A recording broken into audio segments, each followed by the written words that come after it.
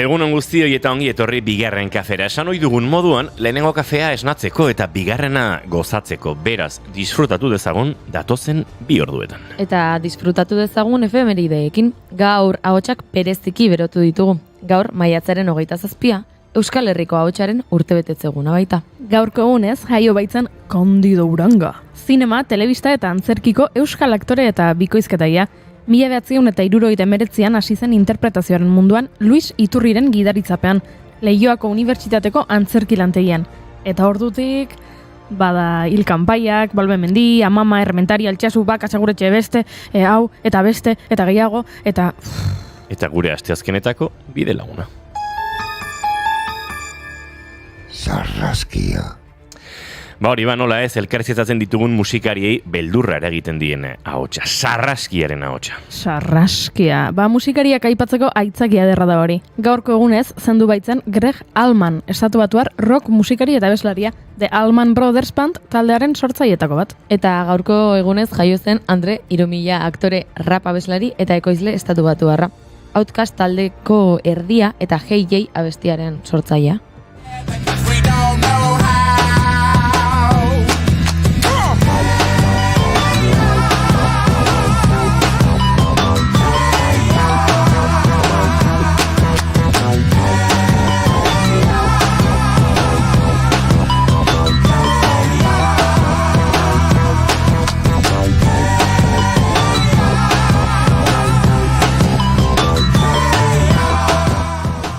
Sekulako arrakasta izan zuen abesti honek, eta kaleratu zutenetik telesail eta pelikula ugaritan azaldu da. Azkena Champions pelikulan, Javier Fesser zinema zuzendariaren Campeones filmaren ingelesezko bertsioan.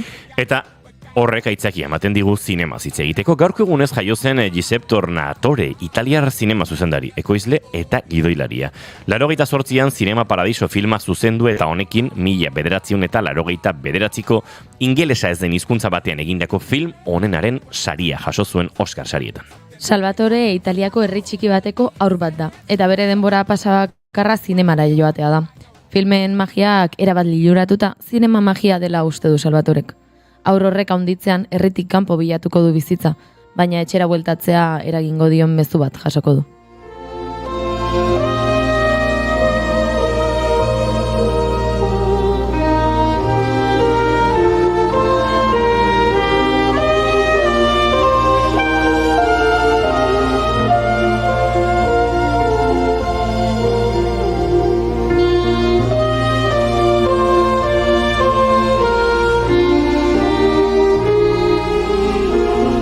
Eta zinemarekin liluratuta dagoen beste pertsona bat aipatu behar dugu. Yorgos Lanthimos, gaurko egunez jaio baitzen greziar zinema, bideo eta antzerki zuzendaria, ekoizlea eta gidoigilea. Greziar zinemaren olatu berria mugimenduaren zuzendari esanguratsuena kontsideratzen dute askok. Berak dira The Favorite 2018 eta Poor Things 2023 pelikulak.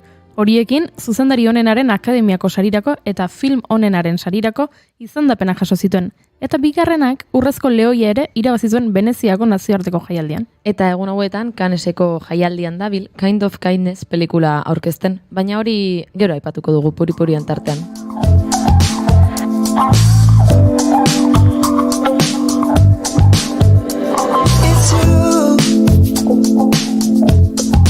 I'm not getting over it. Darling, is it cool? From starving when it comes to this.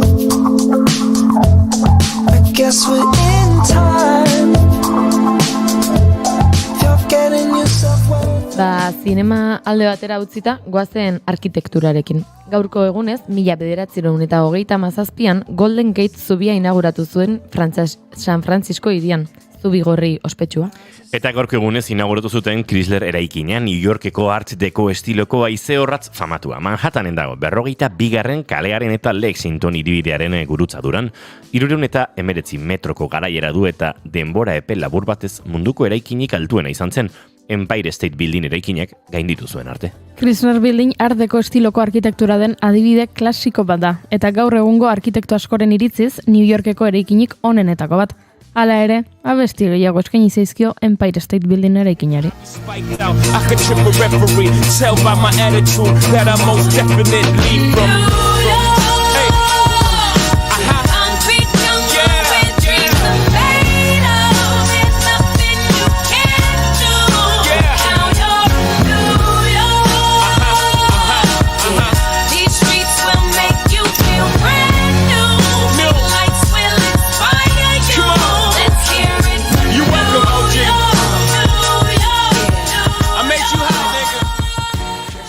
Eta kirolak ez ditugu aipatu, atzoko egunak askorako eman zuen Kilian Jornet izan zen garaile zegama aizkorrin 12 aldiz aurkeztu eta 11 bider irabazi. Hau da, Marka. Emakumezkoetan Silvia Notskar norvegiarra gailendu zen, baina Malen Osa oinatiarrak bigarren postua eskuratu zuen, ikurrina eskuetan zuela egin zituen azken metroak. Zorionak, Malen. Baina gaur zegama aizkorrirekin zerikusirik ez zuen kirolari bat zoriondu behar dugu. Izan ere, gaurko egunez, 2000 urtean, jaio zen Nadia Erostarbe, Gipuzkoar surflaria. Zorionak, Nadia. Everybody had an ocean across the USA. Then everybody be served like California. You see them wearing their baggies. Guk ere surfeatzen ikasi beharko dugu. Euria ari du, Euskal Herriko txoko honetan behintzat, baina lasai. Aste artean giro eguzkitsua gailenduko da eta temperaturak gora egingo du. Eta hementsi izango gaituzue egunero zuekin kafea hartzeko. Utxa, kafesnea, kafeinarik gabea, olo esnearekin egina, izotzarekin, nahi duzuen bezala. Eta zerk batzen ditu astelenak eta kafea? Ba, hola jainziarteren astelenetan abestiak. Bertan dio, lo egin nahi baduzu gauetan ezin duzulako, urrengo kafean solastuko dugu, idatz iezadazu.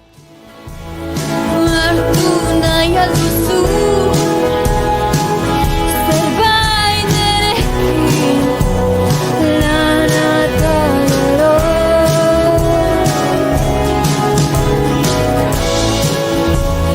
mundu baztakutaz solasteko beharra banago.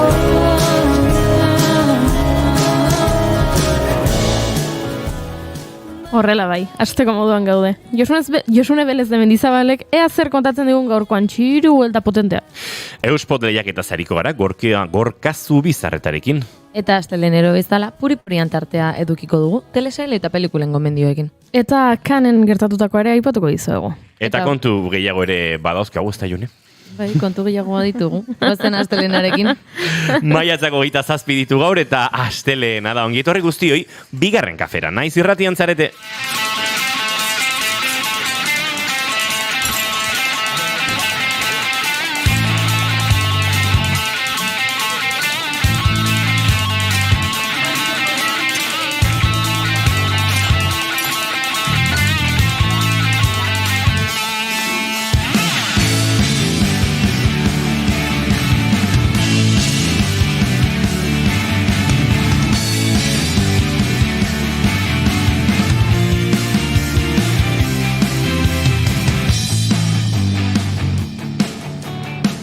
Zuekin, June Romatet Ibarguren, egunon. Egunon.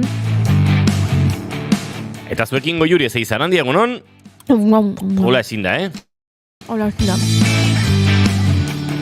Izketan ari zaizuena, Oinigo Asensio Elurbide, gaur bigarren kafeak 709 garrana du. Zenbaki ederra? 7 Eskailera. Bai, polikia da. Ederra pokerran jokatzeko. Ezagit pokerran. Eta bestean nola da, tutean bai ez, o briskan, nola konbatean ere ez da binondu. Eta txintxonean bai ez? Txintxonean, bai. Tute eta briskan igual nik asmatu dut. Takit. Erga izate. Bum, hemendik esan dute Inigoren koreografia 15, Goiuri 7 eta June 10. Eskerrik asko, gaztek.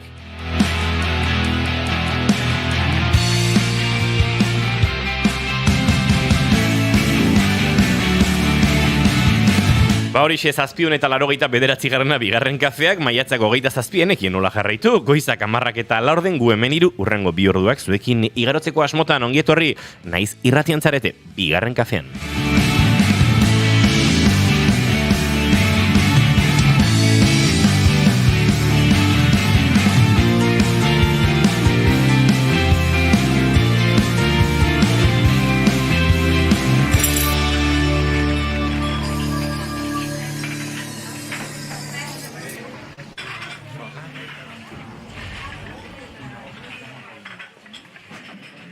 Ba, gaurko abiatzeko moduan bagara eta sarreran entzun baduzu ere gaurkoa abiatzeko kantu aproposa eta ederra.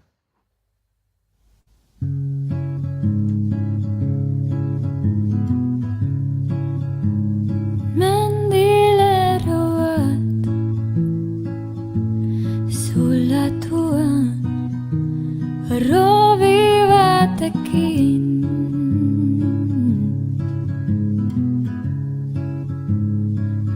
makroproiektu baten amuan gezurra zintzilik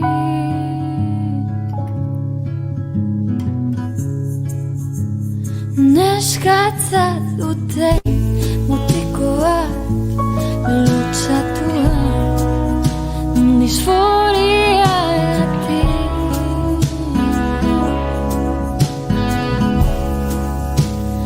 basorik garunean zuak ortuan todenak isilik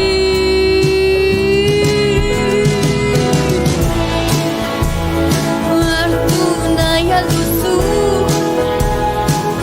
zerbait erekin lana tolero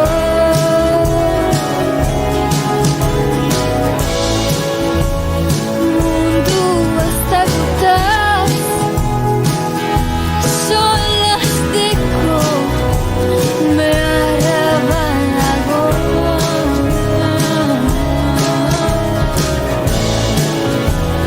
badakidan arren astelenetan bizitzeko gogoa izatea iraultzailea dela Ni tan mal, no? Askotan esan dizut, uste duzuna baino hobeto afinatzen eta kantatzen duzula. Eskerrik asko, majo, zen nahi dezu, ordainetan. Kafe bat. Esan dizunen, etorri zait burura esaldi ezagun hau ez, Odolkiak. odolkiak ordainetan. Egia esan, gaur hola, euritxu dago giroa, odolki goxo batzuk, hola, odolki monde ju eta atxoixo lukainka Ia, batzuk. ze gainera esaten da, osea, konotazio negatiba dauka, ez? Baina, osea, Odolkiak ordainetan, vale, ondo, ez? uler dezaket garai batean izango zuela, ez? Dirutan ordaindu beharrean odolkiak sobran izango zirelako edo horrelako Bai, zerbait, baina nik gaur odolki batzuk bazkalduko nituzke. zerbait erekin Bagoaz gure maite dutekin segituan, baina mentxe txatean egunon gaztiak, goiuri dagoeneko puntuak irabazten koreografiantzako, Bai. egunon. Bai. Hemendik dioten nire maite dut larun batean mudantza lagun batek laguntzea eta ondoren mendiko iluntziak ikustea gaintzan talazkao mendin. Inguru ederretan ibili da Gorka. Gaintza talazkao mendin, baino nire zalantza da Gorka. Iluntze bera, bi menditatik ikustea nahiko lan nekeza izaten da. Baina, Gorkak ikusten du, egun berean, Gorka Orbizuren kontzertua zetakena Bartzelonan eta Ikusten- Bulegorena Madrilen. Hori da. Beraz, berak, iluntze bera, bai jaizkibeltik eta bai txindokitik. Bai, ala izango da ez. Pentsatu bi arratsaldi garo dituzula iluntzeak ikusten, gauza ederra da hori. Txema Solanak hemen egunon ekipo eguzki eta betaurrekok, ojo, Gorkak dio Inigoren koreografia 15, Goiuri 7 da Jone 10. Ondo koreografia bai, Inigona eta Junerena 15 dio Indiokerreka. Hemen ja matiza daude. Claro, gauzat esango dizuet, epaimaiak sortzazue zuen Telegram o WhatsApp taldea, Erabaki eta gero bidali. egin botoak, atera bataz bestekoa, eta gero bidali ze bestela. Eta irizpide batzuk zehaztu. Ez? Bueno, hori... Hombre, Goiuri hemendik esan dute jaten zebintzera eta... Baina hori dela berritzailea, Bai, Pausoa baina, berri bueno. eta innovatzailea, beraz? Goiurik puntuak irabazi ditu lehenago hasten, baina jaten bukatu dezu koreografia, pauso berria eta innovatzailea, jijiji. Nire ustez, 14koa bai merezi dezula, gauzat esango dizut. Eskerrik asko. Pelotaz. Ez. Ez. Indioker dago opariak emateko moduan, 14koa. Eta Junek ero egin du, agian Inigo bezain ongi ez, baina hortxe 14,7. Bueno. Bagoaz. Nik uste dut hobetzen goazela, Bai. Bai. Zein da zure maite dut, June, horrekatu? Julen, Julen, zein da zure maite duta, Julen? Atetik sartzen Julen? Idatzi WhatsAppez. Julen, konta iguzu zure maite duta ere, bai. Bale, nire maite duta da, maite ditut, ez dakit, aurkitzea mediku on bat. Bueno, askotan aipatu dut ez, belaunetako arazoekin nabilela beti oso txikitatik, eta oso txikia nintzela 11 urte edo 10 urte edo izango nituen, lehenengo aldiz belaunatera zitza denetik, eta lehenengo traumatologoarrek ez zidan sinistu ere egiten, nire hitzak, bueno, ez zituen sinistu nahi, esaten zidan ez zidala belaunatera, eta egia da kosta zitzaidala norbaitek, mediku batek sinistea, bere iritzia zen 11 urteko neska batek, bai dantza, bai eskola, bai, kirol guztiak utzi behar zituela, eta ez zegoela konponbiderik nire arazoarentzat, eskerrak nire gurasoek bintzat sinisten zuten, eta nire gurasoek ez zuten uste 11 urteko pertsona batek utzi behar zuenik horrelako ezer, eta beraz, aldaketa eskatuta gaur egun dudan traumatologora iritsi ginen, eta nire maite duta bera da, ze azkenean, urte asko daramatzat arekin, eta urtero azalpenak neri eman dizkit. Inoiz naizta nire gurasoak ondoan egon ez dizki azalpenak aie bakarrik eman, marrazkiak egin dizkit beti, eta, ostiral honetan ere eman dit albiste bat. Ez dana oso ona, baina, Ai, June! Ez que June bakitzu zer gertatzen zain Juneri. Txikitatik txikituta ondala. Hehehehe. Bizkatxoa bai. Berriro...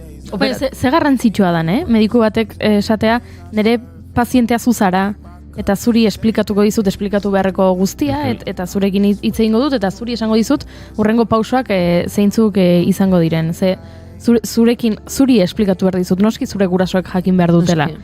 Baina zurekin ari naiz, eta zuk ulertzeko moduko hizkuntza erabiliko dut, gainera. Bai, eta milaka marrazki egin dizkit, ostiral honetan ere esan zidan berriro ere operatu beharko naizela, baina gainera ez da operazio txikia izango, eta hori ere marrazkiz azaltzeak, eta, nire baita dut hori. Ze jatorra, aizu, profesional honak. Bai, azpimarratu behar dira, bai. Through the night, I can feel it coming on. I think I wanna change the whole world. Can you see the phenomenon? Been living on a prayer all alone. I can Goiuri eta zure maite dut zein da? Begira, gaur goizean gertatu zait, banuen beste bat, baina esan dut, aldatu egingo dut. Ze joan naiz hemen gosari pixka bat erostera, eta bertan kafetegian 83 urteko gizon batekin egin dut topo. Ez dut ezagutzen gizon hor. Adina zerrati dakizu. Esan egin didalako, Vale. dena kontatu dit. Kontatu dit, eta insarsoko bideiak zemuz, eta nola ibili den leku guztietatik gutxien gustatu zaiona salou izan den, naiz eta hotela oso ona zen, baino iria ez zitzaion gustatu. Eta denetari kontatu dit, ni joan naizenean gosari bila eta zain egoen. Dendariak ematen zidan eskatutakoa, eta kontua da ari zela gizon hau dendariarekin hizketan. Eta interpelatu egin nautela. Zari ziren gaztetasunari buruz hizketan. Eta ardun gizonak begiratu nahu eta esan dit, aprobetxatu, benetan bizitza oso azkar pasatzen da. Eta gustatu zait ze etzan paternalismotik edo kondeszendentziatik egindako iruzkin bat. Benetan, iruditu zait niri behintzat, zela komendio bat, edo adinak ematen dizun, esperientziak ematen dizun jakintza horretatik, benetan diotsut, 83 urte dauzkat, benetan aprobetxatu bizitza, jendeak nahi duena esango du, muga jarriko dizkizute, alden neurrian zintzotasunez egin mesedez aldezuna ze oso azkar pasatzen da. Eta ikusi diot begietan zerbait, ez dakit beldurra zen, damua zen, edo zertzen, baino bai benetan bizitzaren azkartasun horrekin kezkatuta dagoen gizon bat ikusi dut. Eta horixe, eta esan dit, ez nago ezagutzen, ez dugu elkar ezagutzen, eta hala ere berari iruditu zaio, hemen neska gazte bat sartu da, eta esan behar diot, aprobetxatzeko bizitza oso azkar pasatzen dela. Esan dit gainera, jubilatu ostean azkarrago oraindik. Esan dit, nahi dudana egiteko denbora daukat, baino ez nahi adina.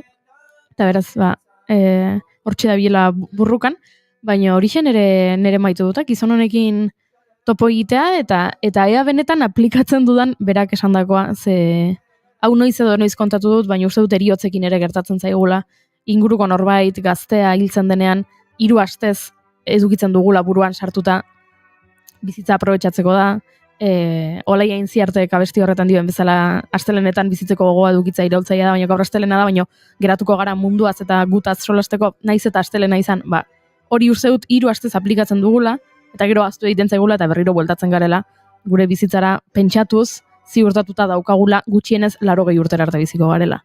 Eta ez da egia hori ez dago ziurtatuta. Beraz, hori ere maite duta, gizon honen filosofia eta zuekin elkarbanatu nahi nuen bizitza oso azkar pasatzen da.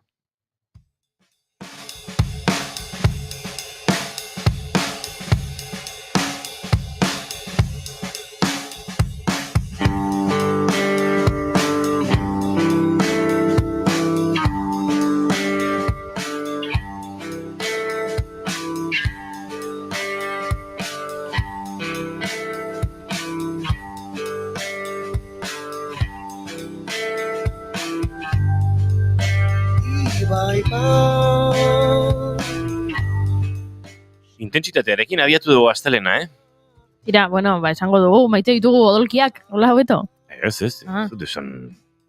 Bueno, batzuetan beharrezkoa da, intentsitatea. Si, luego... Astelen euritxu batean bereziki. Bai, ez dut kontrakoarik esan. Ah, bale. Bai, beske, bestela, ni pentsatzen nahi naiz arropa duka dela zintzilik kanpoan, no seke. Benetan? Oh, ze drama da hori, Bai. Oh, Bueno, guztiko da, lehortuko da berriro. Bai. Hor geldituko da, eta... Hori da bizitzaren zikloa. Eta 83 urterekin atzera begiratu eta pentsatuko dugu zenbat bidera aztu dugun arropa, zintzilika, zenbatetan busti zaigun eta zenbatetan lehortu den bere kabuz. Aha. Edo ez. Intentsito, ziur, Harvardko unibertsitateak egin duela noizbait ikerketa bat. Bataz beste, pertsona batek 7 aldiz ahazten du urtean arropa garbigailuan. Horrelako Horatak gauzak egongo dira. ziur egin duela norbaitek, estatu batek ikerketaren bat. Ziur. Josune Belez de Mendizabal, zuri arropa bustita geratu altzaizu hor nonbait azken aldian. Uste dut mikroa ze horrek itxi duzula, Josune, eta zuk iriki behar diguzula, bestela atzaitu guentzungo. Horain bai. Egunon, Josune, zemuz? Egunon, ba ondo, astelena. Ondo, hemen euririk ez momentuz, zenba gauza esan dituzuen, eta beti ni ja txiribuelta egiten dut barruan nere garunean, zuei entzunda gero, eta enekarren honi buruz hitz egiteko asmorik, baina azkein beste gauza aipatu dituzue, ze derrepentean piztu zaitor, eta jazta, begira, galdera, lehenengoa, euria hemen ez, bueno, ez diazue galdetu, baina, gero, nik beti arropa barruan daukat, osasna dut, irekitzen dut hemen patiora ematen duen leio bat, eta jazta, ez dut terrazan jartzen kanpo aldean beraz, arriskurik ez. Eta zesan behar nizuen, inoiz busti izan bazait arropa berriro garbitzen dut, eske zelako usain txarra geratzen den, ez dakitzuek hori egiten duzuen edo ez? Bai, nik bai. Batzutan, edo ahaztuta garbigailuaren barruan. Hori Eta bai. ez dut, ai ama!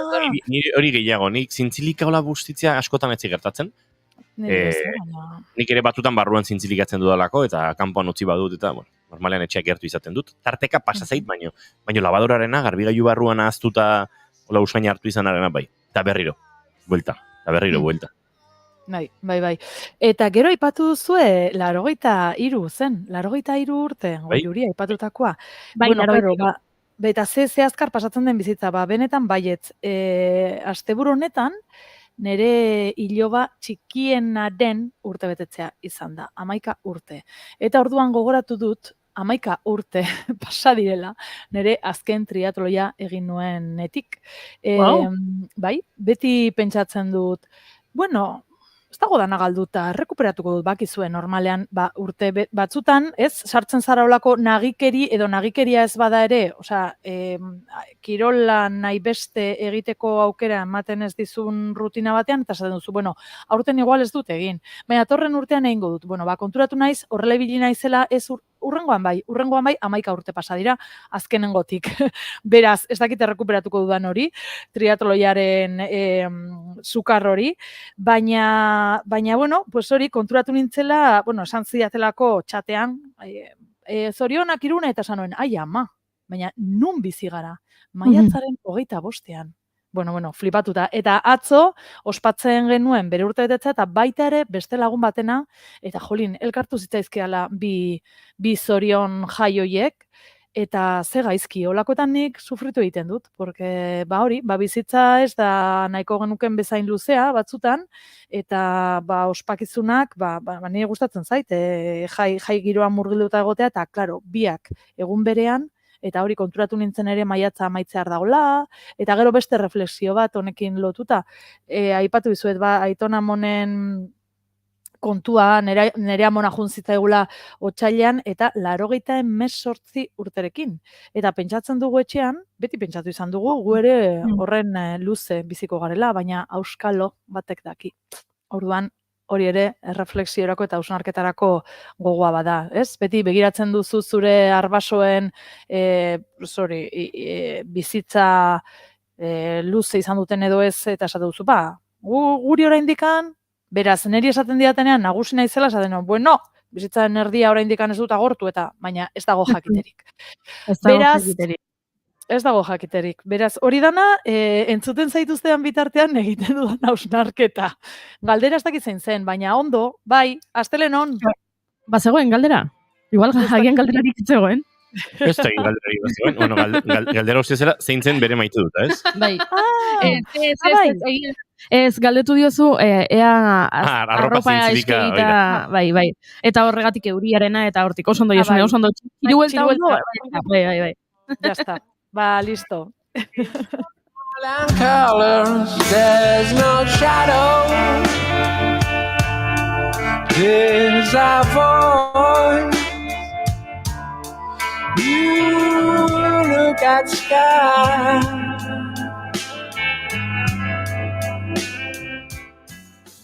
Zuen sakontasun maite dutianoen giro honetan, bueno, esan behar, pixkat azalekoagoa, baina nire ere, ez da, erabat azalekoa. Maite dut lagun zaharrekin aspaldiko partez jotzea, musika egitea.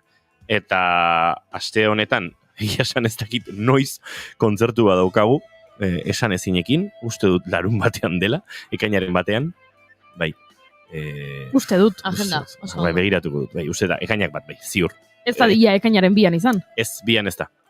Uste dut, leku ere badaki dela, baina hori ez daukaten garbi. Inigo... Bueno, hori ez da garantzitzu. Ea guk jo behar dugun, zure partez? Inigo. A ber, txoen pixkat, hemen nun baita puntu dute egongo dela eta. Segituan esango dizuet, non hariko garen, Nik uste dut badaki dela. Pertsona hau baino, lotxagabea gori. Hor dizian, hori zegoen nere buruan. Bai, klaro. Bai, lio pixkan ukan, ze urrengo ostegunean Iruña jotzen dugu da hor nastu.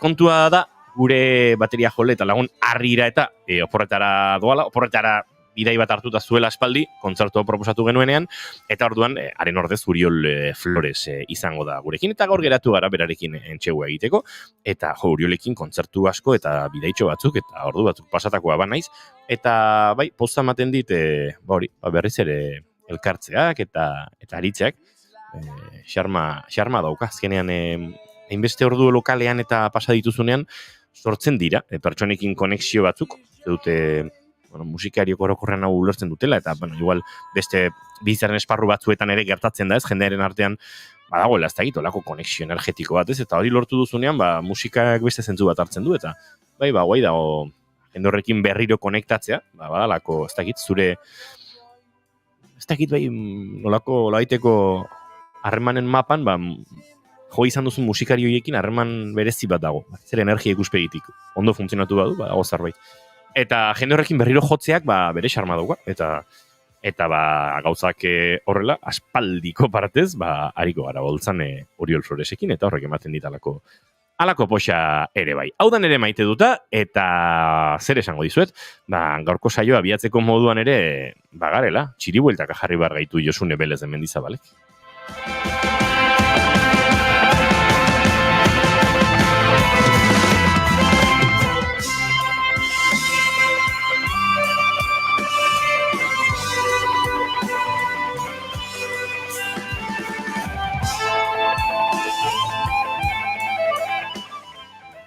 Josune Belez de Mendizabal, Fernández de Garaialde, García de Estaquizer. Nola da, Josune? Hirugarrena? García de Falces. García de Falces. García de Falces. Falces da amaren herria. Fernández, Galces. Ez. Galces ez, Falces. Falces. Falces. Falces. Herri bada, Nafarrokoa. Baina, denak errimatu egiten du. Ja. Falces, Belez. Fernández. Fernandez. Ja, nik errima ez Josunez. dudosito ikusten. A ber, Nola goaz, gaur, Josune? por cierto, Bai, esan. Inigo, gaur abizenen inguruan ari zaetela oraintxe, aleak, hemen Araba aldeko argitalpena, astekaria, B alea, balea izeneko irratsaio bat ere badauka, irratsaio streaming, olako zerbait, eta Bai. aspaldian egin ziaten elkarrizketatxo bat, eta gaur justo hori zintzilikatu dut, hori igo dut nire Instagrameran, beraiek ere eskatuta, eta egiten ziaten olako sarrera nire abizenen kontura, eta ez pentsa, ez sinestu, dan ez da sinestu behar, porque azten dira, Bele de Menizabal, Fernández de Garaialde, Bele de Menizabal, González de Onraita, Fernández de Arkaia, eta, osea, asmatu egin dituzte, ez abizenak, ze abizen horiek existitzen dira, baina niri gehitu dizkidate 14 bat abizen konposatu, eta dana ez da egia. Oso guapo izan da, nik ikusi dut hori, Josune. Bai, eta oso guapo izan da, ze beraiek bota dute irukoa, ez? Txiste egin dute, eta Josunek hartu du hitza esan du, asmatu dituzu, egia esan, jajajiji, baina, nire hirugarrena da, García de Faltzes, nire laugarrena da, ez dakize de zer, eta beraz, beraien txistea iaia errealitatearen azpitik zegoen, ze Bai. horrelakoa zenuen. Bai, lehenengo lauak, dia hori konposatuak besteak ja ez, baina karo, bereiak hasten ziren dana zerrenda luze bat egiten, eta kuriosoa, baina batek sinestuko zuen, neska honek izango ditu olakoak, ez, danak ez dira. Bueno, azken orduko bat, zelako plazerra eman didan, eta hau maite dutarako oso egokia da, baina ja, badakit artea pasa dela, baina eske ointxe bertan momentuan zuzenean, moztu egin dut dei bat. Oi, zelako plazerra. Deika ari ziren, ez dut esango nondik, administraziotik, eta naukate zoratuta faktura batekin, eta, benetan, ez baditut elkarbanatu 20 bat e-mail eta 20 bat dokumentu faktura bat egiteko, bointxe bertan, deitu diate, astelehen goizian, honen beldur nintzen, klak, moztu egin dut, jazta, zelako plazerra, eta orain ja bai. Ai, gaur kontatzen, zer? Aitzakiak hauteskunde maietarako. Telefonoa ez zezu hartzen. Badirudi iesi zabiltzala, Ez, iesi ez. Nik arpegia ematen dut, baina zoratuta, benetan, egun batean egin dut bakarrizketa bat honen inguruan, hau bakarrizketa ez balitz, ez da?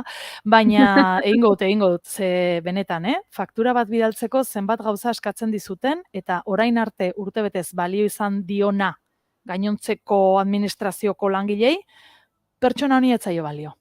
Orduan, behar duzu, hori bai dela txiri buelta, orduan, behitu, orain zuekin nago, beraz egin dut, horrela, normalean uzten dut, telefonoa joka, ez dakitzu ez ere egiten duzuen, baina orain egin dut, holan, txak, moztu. Jazta, askeago sentitzen naiz. Eta orain bai, orain txiri buelta kontatuko izuet. Bale, ados, gupres. Venga, begira, gaur esnatu naizenean, ze berri jaso dut, ze albiste jaso dut Araba mailan, dakizuen bezala, eta gure entzulek ere horrela dakite, baina nik beti ekartzen dut, Araban entzuten ari den, azken albistea, edo gertakeraren bat, edo, hemen, Aiara aldean, 2018an, hiltegi bat, itxi zen, klausuratu zen, desegin zen. Hiltegia diodanean da, justo beste egunean gainera, eske hori ere kasualitatea, nik beti dana horretaz aritu ginen, ezta? Gaur egun iparralde gizartetxe bezala ezagutzen duguna, hor Beñatetxe pare antzokia dagoen tokian ere bai, hori garai batean, hiltegi bat zela. Aiaraldean ere, bazegoen bat, 2018 arte hor ustu zutela, ilegala zen, ez zituzten baimenak, hor hiltzen zituzten bai behiak, bai ardiak, ez dakiz gehiago, baina hoiek batik bat, eta gero, ez dakaten baimenik esan bezala, ez dakaten permisorik, eta egiten zuten modua ere, etzen oso osasuntxua edo, bai? Eta horretaz aparte, saltzen zuten bai baiaran, eta bai Gasteizen, eta zenbait jatetxetan eta horrela, eta banatzen zuten haragi hori, oso modu, ez da nola esan, ez ziela kamara frigorifikoak, saltzen zituzten holan. Orduan, hori 2018an itxi zen, eta gaur, hasiko da hemen Gasteizko epaitegietan, Arabako epaitegietan, horren inguruko, bueno, esan bezala epaiketa, ez? Eta bueno, 6 urte pasa direla eta horrekin esnatu garela gaur eta horren kontura ekarri dut ere bai, ze beste egunean egon ginen ez hitz egiten hiltegiaren inguruan, bueno, nik ez dakit ze baimen behar diren, danari buruz ere ez dago jakiterik, baina bueno, bai egiten zutela bizkat merkatu beltza bueltan edo behintzat hori salatzen dute, Eta hor aste hau osoa emango dugula segurazki horri begira. Hori hiltegiaren kontua. Gero beste kontu batekin nator. Beitu, hiltegia, gizartetxea, iparralde, aipatu dut Beñat Pare, banoa Beñat Pare antzokitik antzerkia hitz egitera. Gaur, nere buzoian ikusi dut Alearen alpen berria, Alea aldizkariarena, eta bertan agertzen da neska bat burusoila. Jarri naiz pixkat entzuten, barkatu, irakurtzen zer esaten zuen, eta esan da, ama, nik neska hau ezagutu dut. Ezagutu dut antzerkiaren bitartez, duela urte batzuk, nire lagun batek esan zian, Josune, Sevillatik etorri da neska bat Gasteiza bizitzera, eta berak antzerkia egiten du. Zuk azalduko dio zuzen olako, nondik mugitzen zaren, ze giro dagoen, eta hori dana. Eta gogoratzen dut, neska holan esplosibo bat, hile gorria, kiskurra, holan guapa, etorri zala, holan bere xarma horrekin, eta hause beste egiten dut, nik esaten nion, nik euskeraz egiten nuela antzerkia, baina, erakutsi nion ze areto dauden Gasteizen, eta hori dena, eta gaur jaso dudanean, aldizkaria, kostata ikusi dut bera zela. Irakurri dudanean. Gero mantendu berarekin. Ez, egia esan ez, suposatzen dut ere mugitzen naizelako igual euskal giroan eta batzutan ez, baina bueno, ez aspaldian ez eneukan bere berririk eta ikusi dudanean, ez da asmatu dudala bera zela, irakurri dudanean izena, esan dut, ama, hau da. Kontua da, berak azken urteetan galdu duela hilea estresak jota edo, Dora Galvez du izena, aktorea eta idazlea da, eta alopezia pairatzen du, estresaren ondorio, hemen irakurri dudanaren arabera, eta idatzi du ere liburu bat, Las Calvas Existimos, eta Ni un pelo de tonta humore bakarrezketa bat ere egin du. Eta oso, begira, ze gauza kuriosoak, ze neska honen berri niken nuen, baina bakarrizketen munduan ere hor pixka saltxeatzen nabilela, eta izenburu hauek, esan dizuedan Ni un pelo de tonta edo Las Calvas Existimos, hori entzun da neukan. Eta bera da, eta berak hemen bere esperientzia kontatzen du, eta kontatzen du, idaztearen poderioz, terapia ero egin duela, eta ze gogorra izan den ere hilea galtzea, berak horrela jartzen du, zaplasteko sozial basatia sentitu dut burusoila izateagatik. Esaten du, alopezia tratamenduetan, gizonezkoak diela erreferente edo orduan emakumeok jasan dezakegun tratamendu hori gizonezkoei ematen zaiena dela eta ez dagoela oso orekatua, edo ez dagoela oraindekan oso ikertua hori. Eta hause kuriosoa iruditu zait, kuriosoa eta sorpresa hartu dut. Eta horrela, begira, esaten dizuena hemen beste titular bat. Ikertu gabe dago emakumeen alopezia, gizonen tratamenduak jartzen dizkigute. Eta gero berak esaten du ere alde komikoa atera duela penatik beharrean humoretik kontatzeko gertatu zaiona. Eta honekin lotuta, esan dugu hainbat gai, ninator hainbat hitz lexiko hartu eta hemendik noragoaz, beitu igande honetan, minbiziaren kontrako lasterketa dago Gasteizen, la carrera de la mujer, emakumearen lasterketa, eta horreko oihartzun handia izaten du urtero. Eta bertan ikusten dira? Zenbat? Kilometro. 5. 5. Eta egin daitezke oinez ere bai, Esan nahi dut, oinez, batzutan emakumeak daude igual ume txikiekin, gurditxoekin, eta egin daiteke modu ezberdinetan. Gero, oso pro direnak aurrean jartzen dira eta lasterketa egiten dute, baina ez da berez lehiakortasunaren aldeko zerbait, baizik eta, bueno, pues hori, solidaritatearen. Adibidez, bai. Lilatoian ere Donostian horixe izaten da, batzuk oinez, beste, bai, helburua ez da zure marka pertsonala. Bai. Eta hori zen, aipatu nahi nizuen gai bat, beste albiste bat, Gasteizen lasterketa horreko jartzun handia duelako, eta jai giroan murgiltzen garelako, beti ere egun horren inguruan, eta bueno, bat egiten du Dora Galbezek alean kontatzen duen bere esperientziarekin, edo pixkatez, bueno, tabu hoiek edo arbuioak ere nola batzutan ere, gizarteak ere presio handia egiten dizun, ez? Gaixotasuna izateagatik eta gero ere fisikoki nola zauden eta are gehiago emakumeon kasuan hilearen atributo hori edo ezaugarri hori ez galtzen duzunean. Eta, bueno, gonbidatzen zaituztet hori irakurtzera alean argitaratutako elkarrizketa hau. Eta holaxe, batetik bestera saltoka eta txiri buelta. Gaur goizean astelenez jantzi naizenan esan dut, ai ama. Hauxe elkartu nire Turbomix, nire Turbomix partikularrean. Josune, ze kontzeptu borila astelenez jantzi naizenean, jantzi naizenean, bai. Astelena balin bada, egutegiak balin badio, astelena dela, eta zuk gaitasuna baduzu igandez jantzteko? Kontzepturik existitzen da edo ez, ezin da? Nere kasuan ez, begira, batzutan esaten dut, asteburuan lan egin badut, astelenean ez dut lanik egingo, imposible. Es imposible, azkenean, dala gauza bat dala bestea, ez. Eta ere, hori, deiak sartzen dira, ze esango diezu.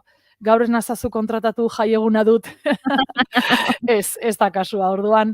Niretzat zaila, baina hortxe nago, erronka horretan nago, Goiuri, batzutan ere zelako presioa lan egin behar izatea astelenetik ostiralera, gero beste batzuk, beste egutegi bat dugunean, ez? Asteburutan ere lan egiten dugunean. Eta, karo, gantzatzen dituzunean 8 egun jarraian edo 15, eta egun batean ez da duzu, ez dakiz gertatzen zaidan. Flojo nago. Edo nago umore txarrez, joder, neska, ez duzula deskantxurik hartu. Hori ba. Besteak beste, bai. Harremanetarako gertatzen zait baita baditut lagun batzuk fabriketan eta egiten dutenak lan, eta gauez egiten dute lan, aste batzuetan gauez, gero turnoa eta txandaka, baino gauez daudenean noizbait, gero pentsatzen dut ikasi egiten duzula ez, baina noizbait egokitu zait lagun batek esatea. Bale, ni joango naiz zerbait hartzea zuekin, eta etorri, eta ikusten duzu zeharo nekatuta dagoela. Eta, segi etxera, eta berak esatea, eske ez dut nahi, azkeneko 2 astetan, ezin izan dut, ez zaituztet ikusi, ze ni esna nago zuek lo zaudetela, eta orduan orain etorri nahi nuen bai ala bai, baina eske logurea daukat, egia esan, kontziliatzeko superzaila da, orokorrean, astelenetik ostiralera 8-tatik 5-etarako ordutegia ez balin badaukazu lanean. Bai, hala da, eta gero kontrakoa, ni hasi nintzenean pixka lanbide honetan, jakin behar duzu bai nola moldatu zure denbora, eta horretan, esan bezala, banabil hor, erronka horretan, esaten duzu, bueno, pues hori, gaur deskantxo hartuko dut, edo ez dut zertan egon behar lehenengoen bezala goizeko 8-etatik 3 arte, eta gero gaineran saioa, eta gero bolo, eta gero, ez? Zuk neurtzen dituzula zure denbora, baina nolabait ere, autonomo izateak ere jartzen du, tamalez, nik uste dut, zure denbora besteen mesedetan. Hau da, zuk deitzen badiazu, zure ordutegia da, administrazioarena 8-etatik 3-etara deitzen badiazu, nik hartzen dut. Baina, igual arratsaldez zaude beste ofizina batean, hartzen dut ere bai, telefonoa. Ez nahi, telefonoa edo zure beharrak edo bueno. Bai, ni hortzen nabil, bueno, batzutan ere kostata, beraz, bueno, gaur, astelenak zuekin astea hori gustatzen zait, hori esan beharra dago. Eta gainera, eskatzen dut min gaina, fin. Beti.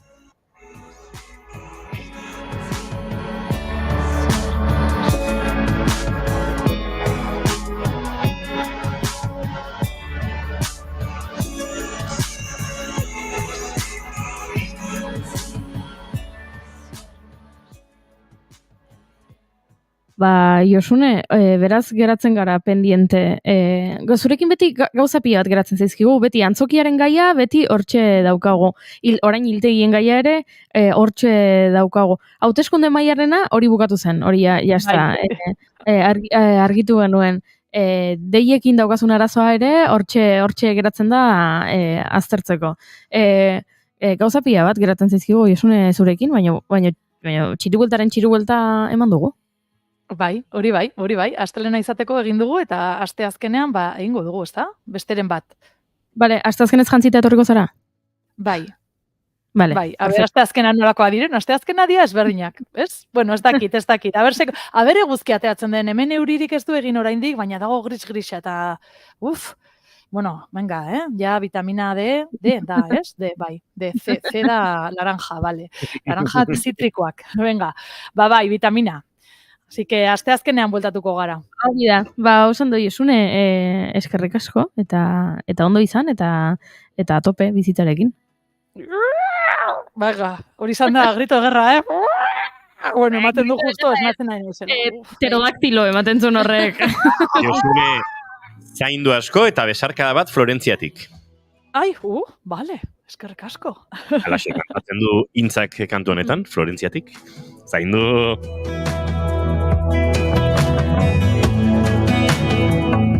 Sola saia, sola saia.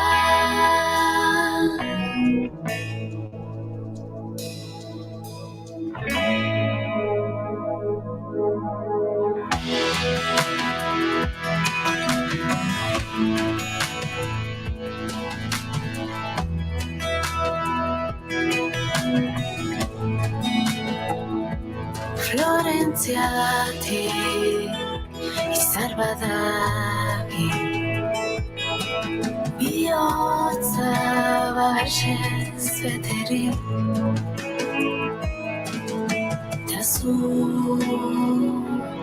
airean begira berari.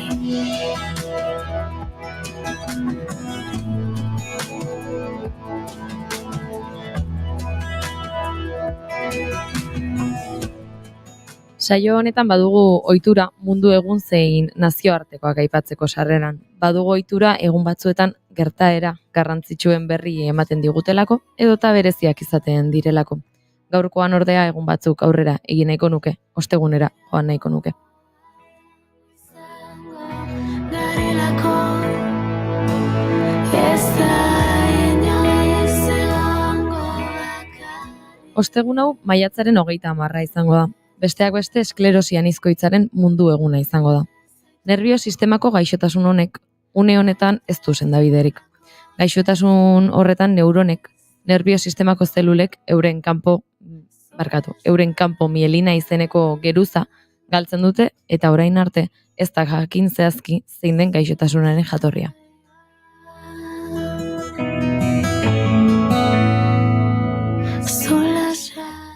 Gorputzeko immunitate sistemaren zelulek neuronei eraso egiten dietela esan izan da. Jatorrian beraz prozesu autoimmuneak daudela uste izan ohi da. Orain ordea Mexikoko zientzialari batzuek astanafarreria edo barizelak zerikusi handia izan lezakela aurkitu dute. Gaixotasun horren birusak orbain bat uzten omen du neuronetan. Itxuraz gorputzeko babes sistemari eraso egiten dio. Neuronen mielina desieginez.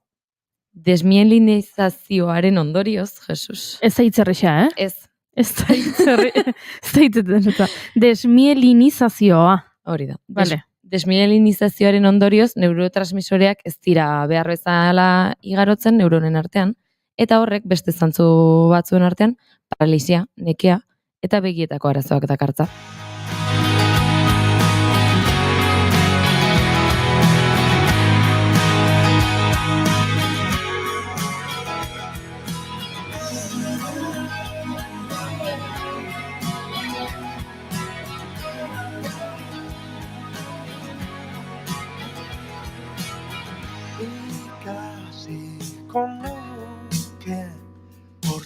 Bada, gaixotasun honek hainbat bilakaera izaten ditu. Lehenengoa, berritze arintzeak izena jartzen diotena. Mota onbera da hau eta hasierako fasean gaixoen 80%-arengan izaten da. Krisialdiak barealdiarekin tartekatuz joaten direnak. Berritzeak ezin dira aurreikusi eta arintze tarteek hilabeteak edo urteak iraun ditzakete. Ondar moduan arrastoak gelditu daitezke eta. Baina orain zara gertu bago nire ganazatu. Baina Bigarrena sekundario progresiboa da. Aurreko mota dutenen 65% beste hau garatuko dute. Azkenean barealdi edo arintze tarteak gabe edo etengabeko beheratzearekin. Batez beste mota batetik estera 19 urteko tartea egoten da.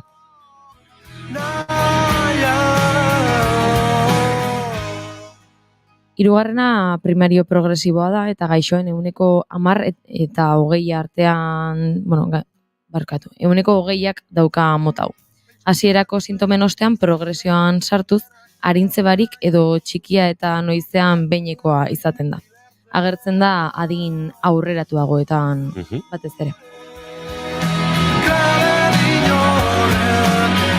Eta laugarren mota bat ere bada.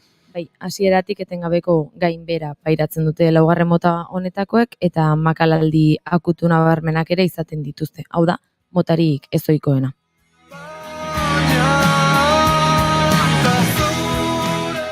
Une honetan esan bezala ez dago gaixotasuna sendatuko duen tratamendurik, baina gaixotasunaren garapena geldiarazten duten botika batzuk aurkitu dituzte. Ikerketarekin jarraitu nahi eta behar dute gaixotasunari aurre egiten saiatzeko, eta horretarako beste gauza batzuen artean dirua behar dute. Eta dirua lortzeko bideak. Bai, bide horietako bat izango da helburu horrekin sortu duten elkartasun jaialdia, asteburu honetan Altsasun ospatuko dutena. Abenduaren 15ean eman zuten jaialdiaren berri eta baita jaialdian parte hartuko duten musika taldeen berri. Eta sareetan bomba bat bota balute bezala izan zen. Etzen beste gairik jende askoren txio zein istorietan.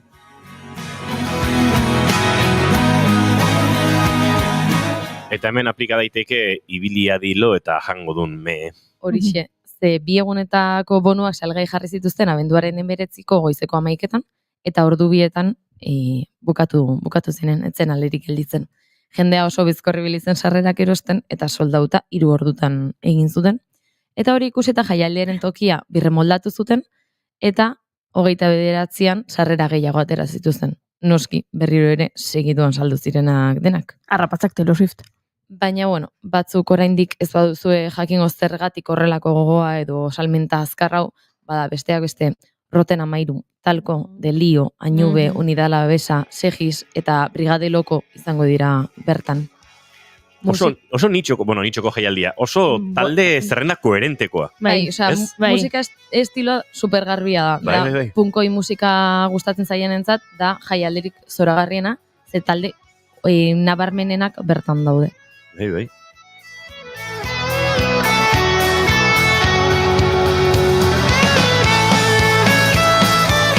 Izan geneke rock gogor xamarretik punkoikerainoko bide horretan edo, bai. Hori da, eta elkarmugiren sareetan ikusi daiteke esklerosian izkoitzaren inguruko kontzientziazio lana, eta besteak beste 0. fila ere salgai jarri dute, hau da, zu jaialdira joan ezin, baina sarrera hori erosten duzu donazio gisa. Beraz, agian kontzertuetarako gogoz gelditu zeate, baina, behintzat laguntzeko gogoz ez gelditzeko, badukazue 0. filan parte hartzeko aukera. Euna.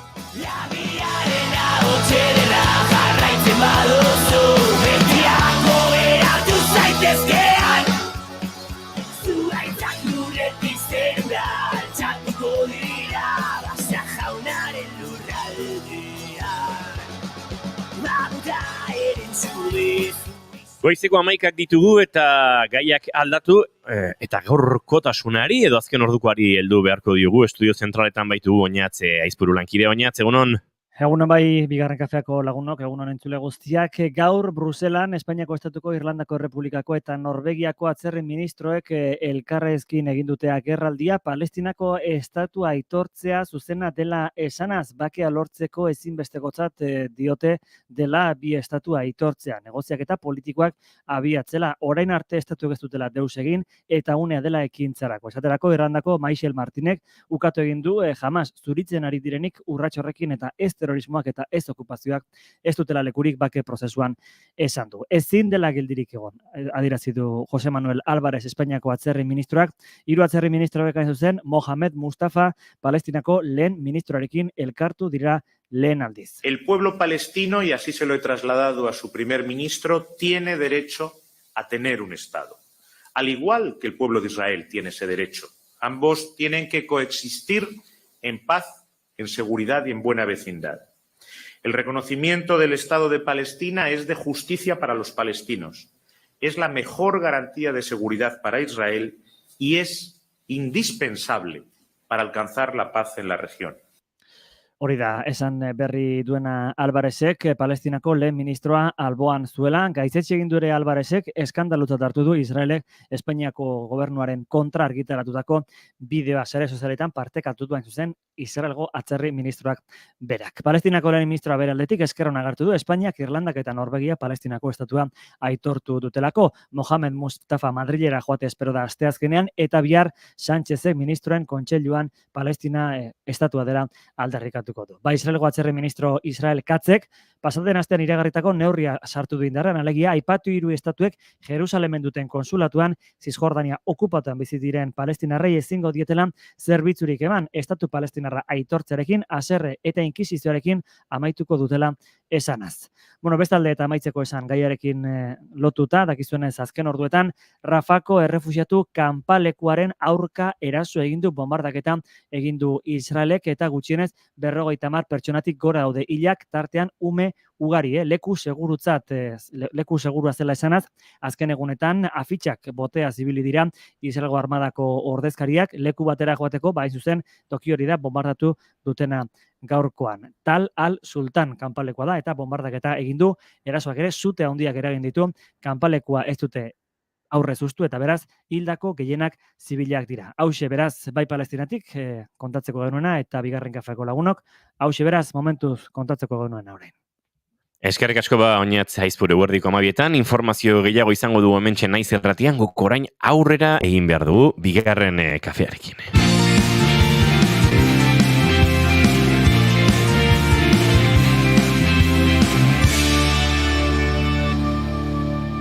Bigarrenak ez direlako beti okerragoak, bigarren kafea.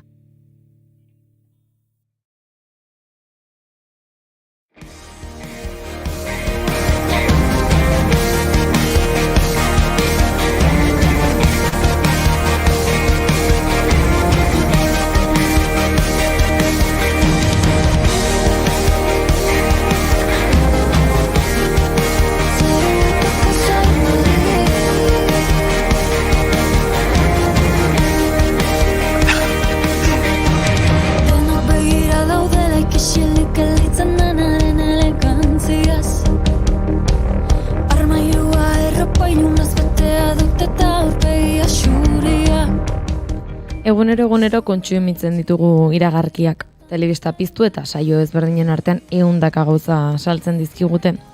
Irratia entzun eta beste hainbat iragarki entzuten ditugu. Gaur egun mugikorrean ere edozein unezein aplikaziotan aurki ditzakegu iragarkiak. Baina horietatik zein spot izaten dira edo zenbat euskaraz?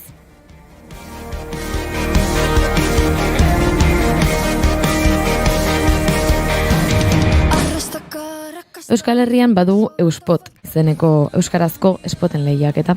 Euskaraz sortutako publizitatea suspertu eta bereziki euskarazko ikusentzunezko iragarkien ekoizpena handitzeko asmoz sortu zutena. Aurtengo edizioa ere martxan dagoeneko eta honen inguruan hitz egiteko pantailaren beste aldean dugu Gorka Zubizarreta, Artemaneko kidea. Egun hon eta ongi etorri, Gorka. Kaixo, egunon. Bueno, lehenik eta behin bai galdetu nahi nizula, Euspot bera nondik sortzen den lehiaketa nola sortu den eta noiz?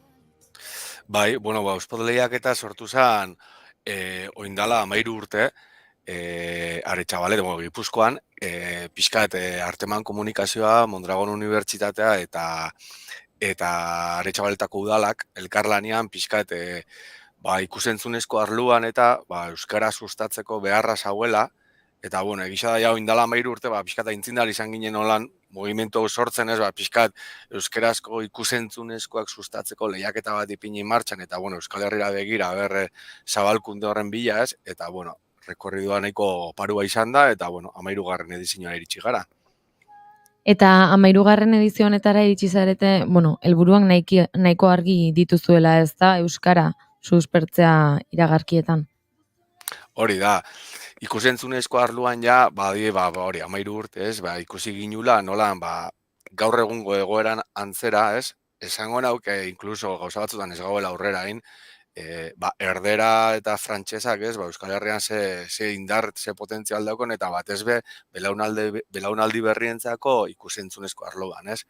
Eta pixkat hor nahi gauen eragin, ez da, hasi gaztienetatik eta ezein gaztiak dienetaraino be bai, pixkat ausartzera, esatera, bueno, sortu zure ikusentzunezko euskeraz, zu nahi dozun moduan, profesionala izan, ez izan, eta sortu mezu bat, ideia bat, eta anima, ekin euskera sortzera. Eta, bueno, Euspot ezagutzen ez dutenentzat urtero gai bera, gai ezberdin bat jartzen duzu baina denek gai bera jarraitu behar izaten dute lehiaketan parte hartzeko ez da. Nola hautatzen dituzue gai horiek? Bai, gaia pixkat saiatzen gara aktualidadeko gai bat izaten, ez? Beste urte batzutan landu ditugu, hasi zienian goratzen hasi hemen Euskal Herrian oso fama jarri zen pintxopoteak, eta horrek, pintxopoteak karregaban gai bezelan, ez?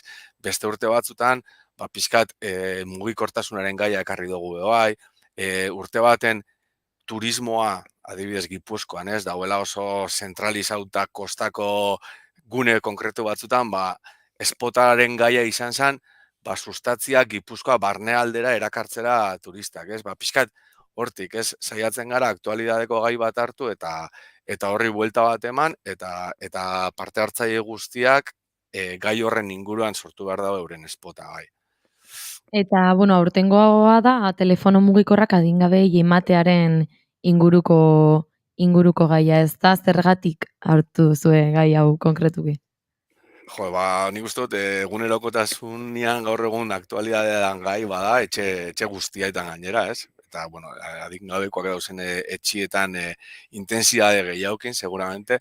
Eta, bueno, gai hau hartu gauen, ikusi gauelako, emonal zagoela jokua, bai, alde batetik gaztetxuekin lantzeko gaia bai, ikastetxietan eta abarrez, eta gero bestalde batetik, hausnarketa baterako aukera ematen zagoelako gizarte mailan, bueno, ez? Bai gazte eta bai heldu, pixkat eragitera eta esatia, noraino gure gau iritsi, ez, mugikorren historia honekin, ez, eta sortu die Euskal Herrian hainbat mugimentu, ez, eta gaia dau bero, pixkat ze adinekin eman behar jakin mugikorrak edo ez, eta batzuk, iritzi desberdina dauz, ez, eta nahi izan duguna da bintzat hausnarketa baten gai horren inguruan. Eta, bueno, hausnarketa honetan gainera parte hartuko dute, Euspot irekia da erabat, baina ikastetxeekin ere, ikastetxeren batekin elkarlana egiten duzu edo bertakoek parte hartzen dute, beraz, suposatzen dut haiek ere horrengan pentsatzen jartzea garrantzitsua izango zela, ez da? Hori da, bai, gero zabalkunde garaian joaten gara Euskal Herriko ikastetxe pilo batera formazioak ematera. Bueno, alde batetik Euspota orkestera, gero gaiaren inguruan kokapen lan bat itera eta pixkat hausnarketa bat itera, eta gero garrantzitsuena dana da arrobi lan bat itia jende gazte hau euskeraz sortzera animatzeko ez espotak bakarrik, baizik eta edo zein ikusentzunezko edo sare sozialetan bai, ezta? Orduan, hainbat ikastetxetatik pasau gara, gutxi gora bera 500 ikasleri ere emandotzau formazio saioak, eta urtero errepikatzen den historia bada formazioena, eta gutxi gora bera 4.500 ikaslek ero jaso daue edizio guztietan batuta formazio saioak, Euspoten bidez. Eta, bueno, pixkanaka parte hartzeak ireki zenituzten, pasaden astean itxi zenituzten ez banago oker, eta orain gaur itxiko da bozkaketarako epea, ezta? Hori da, bai, gutxi gara bera, 1000 boto inguru ero jasoko ditugula, aurreikusten ditugu, ikusitza azkenengo datuak, gaur bertan izten da publikoaren botoa, eta, bueno, asteburua egonda webgunia zutan, hor, boto piloa jaso die, jentia sare sozialetatik, ez, betikoa, badakigu zedan publikoaren botoa, ez, askotan, sare sozialetan eta lagun artean gehien mugitzen dauenak irabazten dago, ez? Eta, bueno, ikusiko dugu, eta gu bentsat pozik jasotako lan volumenakin eta oin publikoaren botoaren bueltan sortu dan girotxuakin asteburuan, ez? Aurten zenbat bideo jaso dituzue?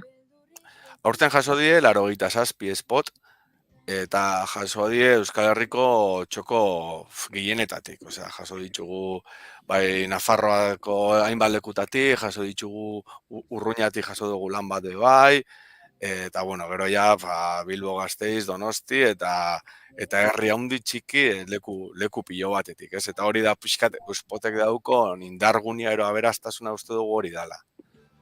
Aurtengoa esan dugu 13. edizioa izaten ari dela, urtez urte mantentzen da parte hartzea, egongo ziren agian gairen batzuk erresago beteko zirenak, ez beste batzuk baino.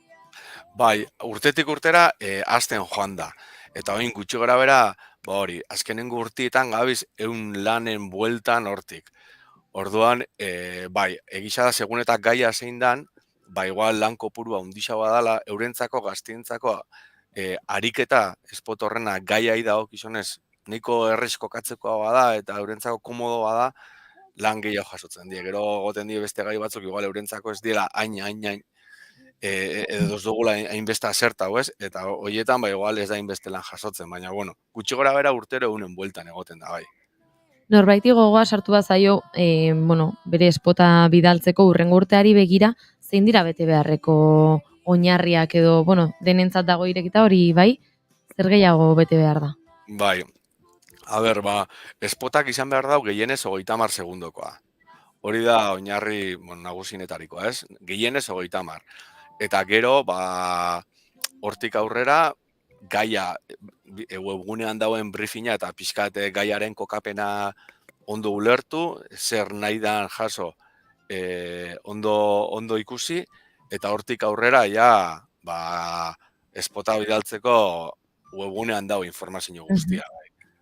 Bueno, aurtengo edizioa bera ekainaren 6ean amaituko da, ezta? Eta sari banaketen bitartez egingo da hori. Zein dira sariak, zein tartetan parte hartu daiteke? Bai, a ber, saritan gutxi gora bera, muten di 3.000 euro bueltan. Orduan, sari nagusia izaten da 1.000 euro, gero da publikoaren saria 500 euro, dala oin jendeak botoaren bidez bozkatzen da biena, gero da 18 urtetik berakoen saria 500 eurokoa, musika sinkronizazio horrenaren saria 300 eurokoa, eta gero dauz, MUk eta Arizmendi Ikastolak ematen dituzten beste sari gehigarri batzuk. Sari banaketa izango da Arkupe kulturetxean, Aretxabaletan, Gipuzkoan, eta, normalian sari banaketa izaten da pixkat festa bat. Aforoa aretoarena 100 pertsona ingurukoa da, eta normalean beteten da goraino, eta saiatzen gara iten sari banaketa bat, nahiko festiboa, ez? Eta pixkat humoretik, eta ondo pasatzeko ekitaldi bat izatea. Orduan, aurten esperantza horrekin antolatzen gabiltz, eta espero dugu dana ondo joango dala. Aurtengo erabakia hartzea erraza izan da? Edo egon dira hor batzuk haien artean oso lehiakor? Epaimaian ikuspuntutik esan edo? Bai, epaimaia ondikan ez da batu. Orduan, epaimaiak aste honetan elkartuko da, eta ikusiko da, egisa da, lan asko jaso diela, 18 urtetik gorako lanak izen diez 27, eta hor normalian maila izaten da altuagoa, eta izaten da lan profesionalagoa jasotzen di, eta, ez da erroxa izaten epaimaiantzako, eta gero beste kategorian, 18 urtetik berakoak di 60 lan, Eta horbe, ba, bueno, lan txukunak jasotzen die, gaur egun asko demokratizau da behoa, ikusentzunezkoen teknikar aldetik, ez? Inaldan gauza, osea, edozein mugikorrekin, edozein kamera txokin, oso lan, zango nauke, kasi profesionala jasotzen diela. Orduan, ba, bueno, ondikan epaimaia lanak ikusten oinasi da, eta ikusiko dugu, baina zinik ezer aurrera. Sariak irabazleen izenak ekitaldian bertan ematen die. Haiek ez dute lehenago ezer jakiten. Ez dana sekretua da, orduan horrek sortzen dago giro berezi bat ekitaldian. Bueno, Gorka, mi esker euspot ona ekartzeagatik adi egongo gara ekainaren 6ean zein diren irabazleak eta agian emango dugu hemen ere haien berri bideotxoren bat sartuta. Eskerrik asko. Ba, mi esker zuei, eskerrik asko. Bagoaz aurrera goizeko 11:16 minutu bigarren kafean zarete, naiz irratian.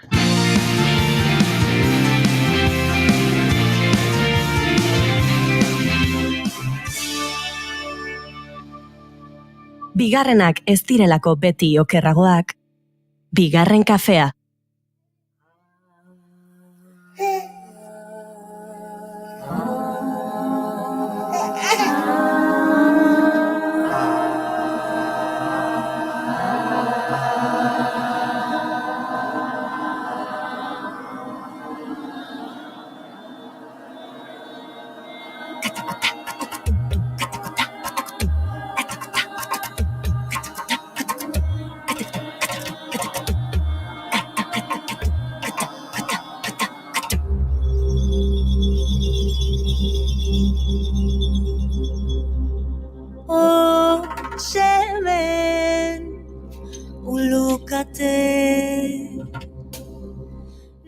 Bea Surmendiren kantua dau Otxemeak eta osorik gozatzen utziko dizuegu. Elkarren besuetan epe gora bilatzen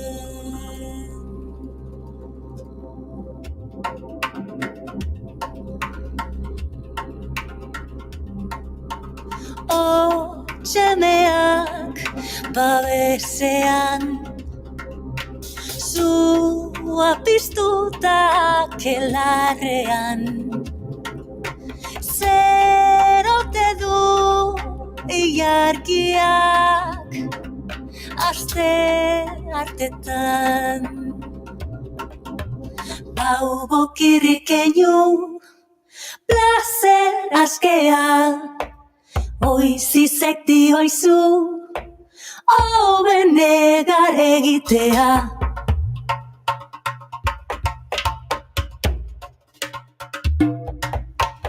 Euterpek gordeta ditu 11 zulo beltzostarak goazen berrik astera.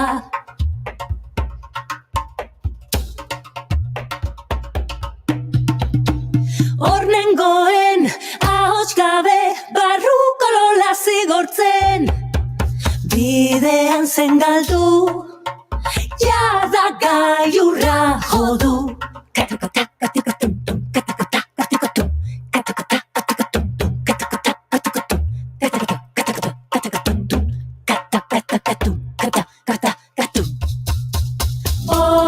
Otxemek euren opak kanpora ozen kolpatu zormak ustuta bete orainko ban amar jainko zan.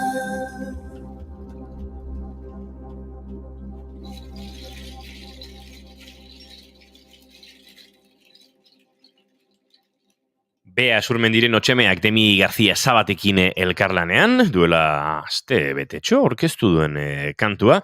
Entzun berri duguna eta oso guretik oso urrutira ere bagoaz, baina mainstreamean murgildu behar dugu eta nola.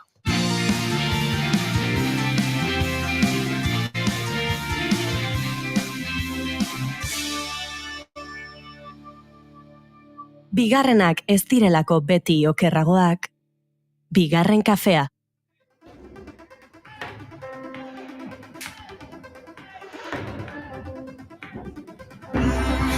I can read your mind. She's having the time of her life. There in her glittering prime, the lights refract sequin stars off her silhouette every night. I can show you lies. 'Cause I'm a real tough kid, I can handle my shit. They said, babe, you gotta fake it till you make it, and I did. Lights, camera, bitch, smile, even when you wanna die. He said he loved me all his life, but that life was too short. Breaking down, I hit the floor. All the pieces of me shattered as the crowd was chanting more. Iritsi da Taylor Swift Madrilera. Iritsi da Taylor Swift eta iritsi dira berarekin mugitzen diren 69 kamioiak. Ze bai, Taylor Swift ari da historiako birarik arrakastatsuena egiten, gainditu dituelako marka guztiak, apurtu ditu marka guztiak.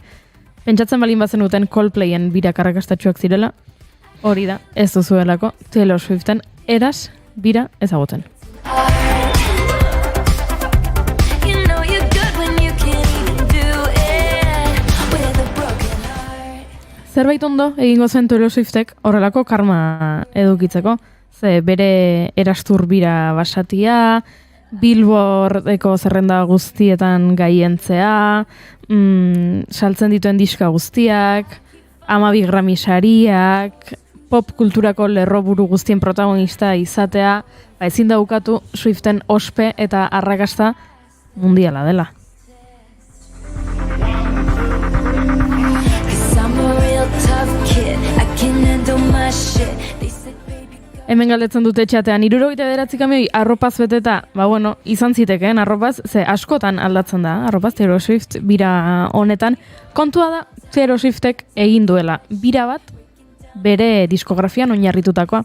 The Eras Tour izena du eta kontzeptua da, bere era edo bizitzako tarte bakoitzari eman nahi izan diola, bere tartetxoa bira honetan, ze Taylor Swiftek dagoeneko disko ugari dauzka, eta disko bakoitzak badu bere berezitasuna. Estilo asko landu ditu Taylor Swiftek, naiz eta 15 urterekin countryarekin hasi zen, gero Red albumarekin pixkat pop ikutuakin jolasean hasi zen, eduki ditu pixka bat elektronikatik gertuagoko beste batzuk, folkera gerturatu da, estilo guztiak jorratu nahi izan ditu, beti ere bakoitzari bere unea eskaintzen, eta orduan erastur honetan agertzen da jantzi batekin bizitzako tarte bat irudikatzeko, gero aldatzen da, beste bat, eta horrela. Beraz, arropa asko, baina nik uste dut arroparena kanbi bakarren egongo dela, eta beste 78ak izango direla kableak, mikrofonoak eta dena delakoak, ze 3 ordu eta laurdeneko kontzertu bat eskaintzen du Taylor Swiftek bira honetan. Baina, zergatik da hain arrakastatxoa Taylor Swift? Zergatik uste duzu dela hain arrakastatxoa Taylor Swift, June Inigo? Nik ez dut oso ondo ulertzen. Osa, bai, agian musika gustatak izuke, baina nik uste dut iritsi dela puntu bat, dela orain Taylor Swift entzun behar dugu, eta Taylor Swiften erokeria honetan ni ere sartuko naiz. Bestela kanpoan gelditzen naiz. Ja, nik ez daukat beste klaberik, osea... Osagai asko ditu Taylor Swiftek eta gure aldetik pixka bat itxusia izango litzateke, osagai guzti horiek aztertzen hastea musika aipatu gabe. Ze aipatu dut arropa, indiokarrek ere badio, txantxa zela arroparena. Ez txantxa hori ere elementu garrantzitsua delako eta osagaietako bat delako, baina Taylor Swift sortzen duen show azaratago musikagilea da, letrak berak idazten ditu, gehienak behintzat, edo hori uste dugu behintzat, edo hori esaten du, eta letragile oso ona da. Agian musika edo abestiak ez zaizkizu gustatuko, baino letragile oso ona da, eta Taylor Swiften zaleek, Swiftiek, diote abeslaria baino gehiago idazlea kontsideratzen dutela beraiek. Eta baduela gaitasun bat, eguneroko hitzak erabiliz, sentsazio sakonak transmititzeko. Eta antza denez hori da bere arrakastaren gakoetako bat. Harvard unibertsitateak lehen aipatu dugu, ez? Beti unibertsitateetan ikerketak eta egiten direla, Harvardeko unibertsitatekoak eta Oregoneko unibertsitatekoak ikerketak egin dituzte, ez? Kontatzeko nola Taylor Swiften maixulan honek mundu mailako ospea ekarri dion eta bietan bi unibertsitateak bat egiten dute esanez, bera gai dela konektatzeko bere entzuleekin eta idazten dituen letrak nolabait ere sortzen duela horrelako konexioa entzuleekin. Hau da, zuk entzuten duzu letra batean aipatzen duela gau batean soineko batekin eta ez dakiz zer esan zidan eta orduan ja ezin dut soineko hori jantzi eta orduan jendeak esaten du niri hori gertatu zitzaidan nire exarekin.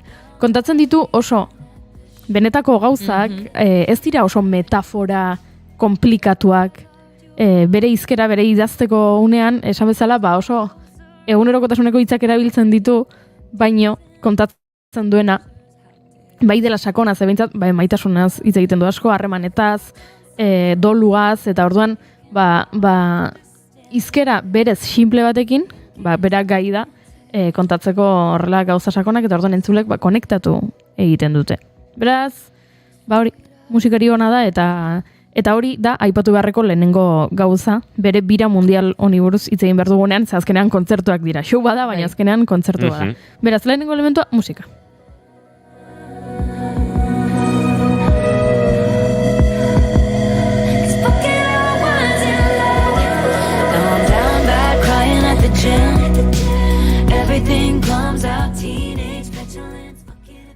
Bestetik, aipagarria da, ez dugu bukatuko negozioetarako duen begia. Hori ikaragarria da. Ikaragarria da. Egin du historiako birarik arrakastatxoena, historiako birarik arrakastatxoenaren inguruko pelikula bat egin du, eta pelikula honek baita ere zinema aretoetan marka guztiak hautsi ditu. Bueno, berak badaki nola egiten duen, berak zukutzen du egiten duen gauza bakoitza. Eta disko bat atera behar duenean, aurretik egiten ditu 3 astez jolasak. Eta pistak jartzen ditu bere sareetan, eta orduan 3 aste pasatzen du jendeak gau eta egun diskoaren inguruan hizketan, eta diskoa oraindik kaleratu gabe dago. Beraz, atera zuenean Midnights, lehenago ere, Midnightsen abesti bakar bat ere entzun gabe, jendea ja ari zen, egunero Midnights eta hitz egiten, eta horrek sortzen du, jakin mina, beraz, aizu, negozietarako begia ere badu, marketing aldetik izugarria da. Baina hemen gertatu zen gauza bat, eta nik uste dut gakoa izan dela Taylor Swiften ibilbidean, eta dela Taylor Swiftek kaleratu dituela bere disko zaharrak berriro. Hau da, disko zaharren bertsio berriak egin ditu. Hau beste batean landuko dugu ze oso interesgarria da, baina Taylor Swift etzen bere masterren jabea. Egindako bere disketxeak Scooter Brownekin egindako akordio baten ondorioz, beste industriako gizon indartsu batekin egindako akordioaren ondorioz, Taylor Swift etzen bere masterren jabea. Eta orduan, jendeak bere abestiak entzuten zituenean, ez zuen berak irabazten. Eta orduan Taylor Swiftek erabaki zuen, hasieratik bere diskoak berriro grabatzea eta kaleratzea izenburu berdinarekin abestiak berberak, letrak aldatu gabe, baino diskei izen berria jarriz. Ez dakit, 2010an kaleratu balin bazuen 1999, 2022an kaleratu du 1999 Taylor's Version. Eta orduan, jendeari kontatu zion, zintzotasunez, hau eta hau gertatu da, eta orduan nik diskoak egingo ditut berriro, entzun dituzen disko guztiak, erosita dauzkezuten disko guztiak, berriro egingo ditut, baina nire bertsioan. Eta mesedez entzun nire bertsioa. Eta horrela, benetan, ari zara zuek entzuten duzunean abesti hau artistaren gana doaz irabaziak edo entzunaldiak behintzat artistarentzat dira. Eta nik hori ez nuen entzuna. Eta pentsatzen dut Taylor Swiftentzat gogorra izango zela hori, bere masterren eskubideak galtzea, berriro grabatzea bere diskografia osoa, pentsatzen dut hori ere dirutza izango zela, baina horrek ere sortu zuen konbertsazio bat egile eskubideen inguruan, eta sortu zuen berarekiko miresmen puntu bat. Jendeak esan zuen, ara, begira, zer egin duen, galdu zituen bere egile eskubideak, bere lan propioen, berak idazten dituen abestien eskubideak galdu zituen, eta orain, ze bitxi hau, hasieratik grabatuko ditu denak, eta guk erosi egingo ditugu, nik badut disko hau, baina berriro erosiko dut disko hau, bere bertsioarekin, eta lortu du, eta egin zuen, beraz, izugarria. Back in the car, and I cried like a baby coming home from the bar. Said I'm fine, but it wasn't true. I don't wanna keep secrets just to keep you. And I snuck in through the garden gate every night that summer just to seal my face. Esan bezala, genero askotan ere aritu da, eta horrek ere, ematen dio, ez? Nola baiteko ospea, ni ez naiz country zalea, baina bai folk zalea. Eta orduan folklore edo Evermore entzungo ditut, eta gustatuko zaizkit. Edo agian ni ez naiz folk zalea, baino bai elektronika zalea, eta orduan Reputation entzungo dut. Beraz, nortasunik galdu gabe, hori ez da erresa, baino berak bere letrekin, eta bere hizkuntzarekin, eta idazteko moduarekin, eta kontatzeko dituen gauzekin, bueno, genero asko landu ditu, nortasuna galdu gabe, eta beraz, audientzia zabalago bat ere lortzeko kapaza izan da. I saw in my mind fairy lights through the mist. I kept calm and carried the weight of the rift. Pulled him in tighter each time he was drifting away. My spine split from carrying us up the hill. Wet through my clothes, weary bones caught the chill. I stopped trying to make him laugh, stopped trying to drill the safe. Thinking, how much sad did you think I had, did you think I...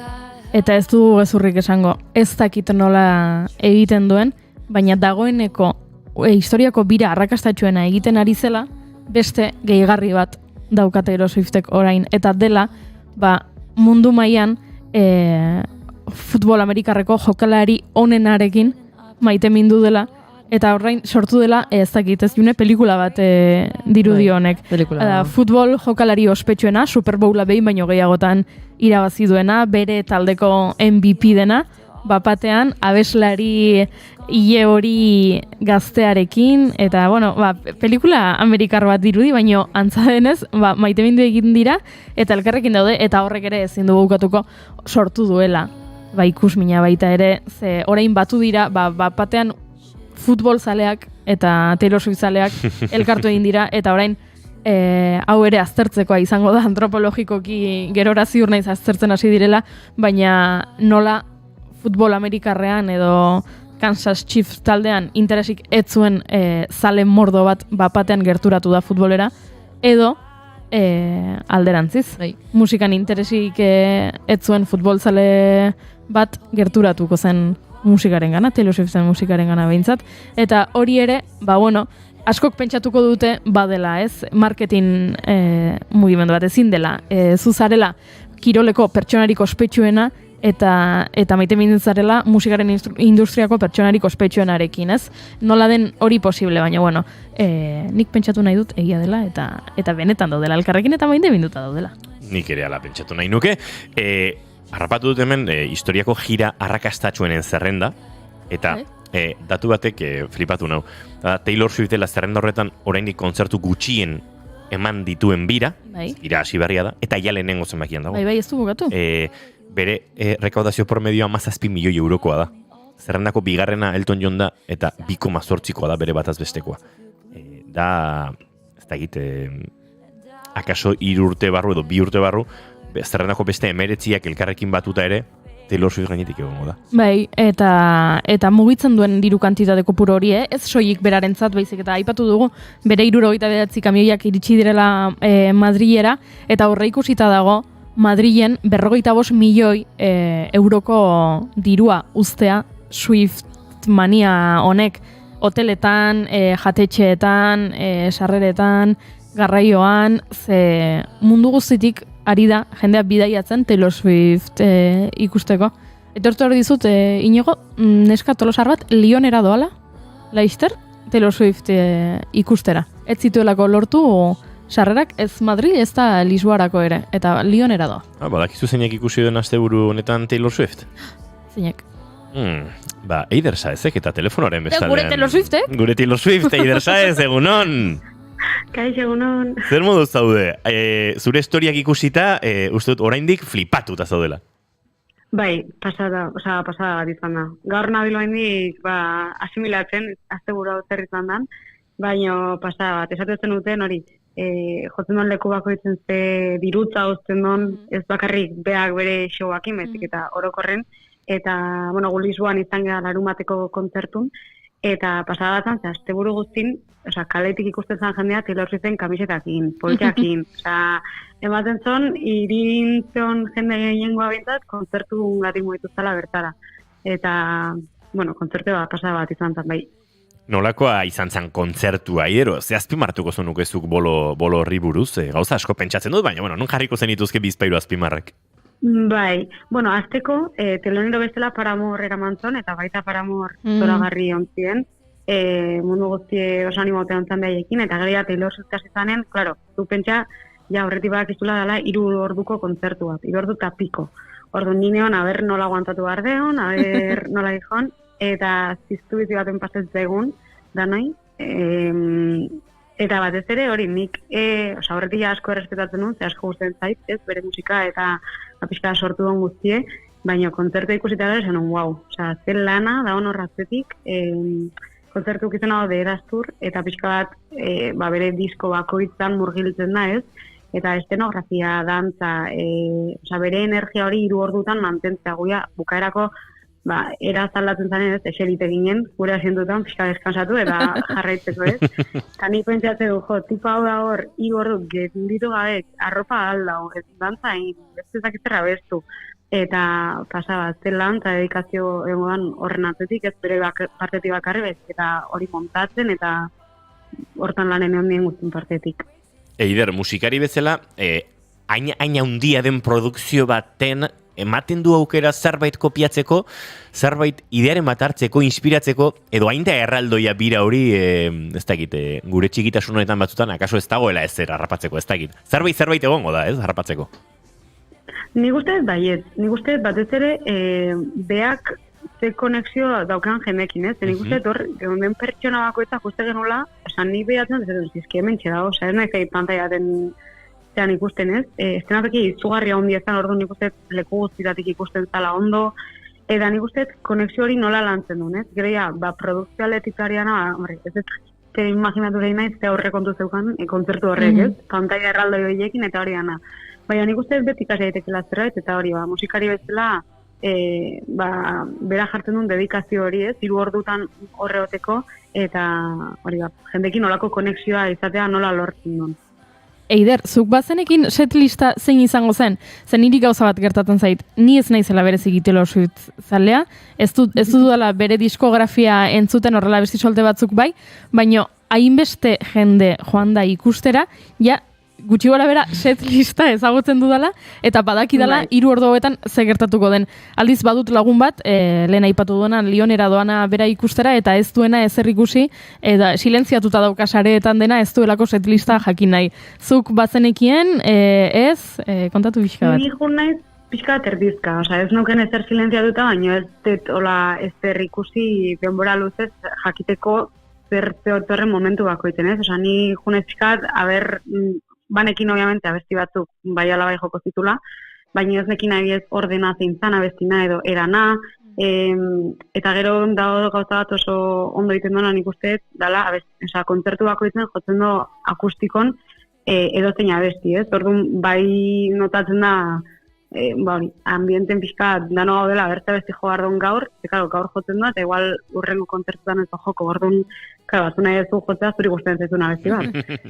Orduan, hori gaita, nik uste dela baita, konexio hori lortzeko beste modu bat, ez? Aizu Eider, agurtu aurretik badakigulako bileratxo badaukazula eta hemen minutu urrezkoak atera dituzula guretzat, eskertzen dizugu. Irakurri dugu, ze guk etzauzkagu silentziatuta, disko berrian lanean bazabiltzatela, eta aldiz data berri batzuk ere atera direla, beraz, nola zaudete, badakite hor zornotzan izango zaretela ekainean, Donostian ere abuztuan, disko berria lantzen, nolakoak dira este hauek?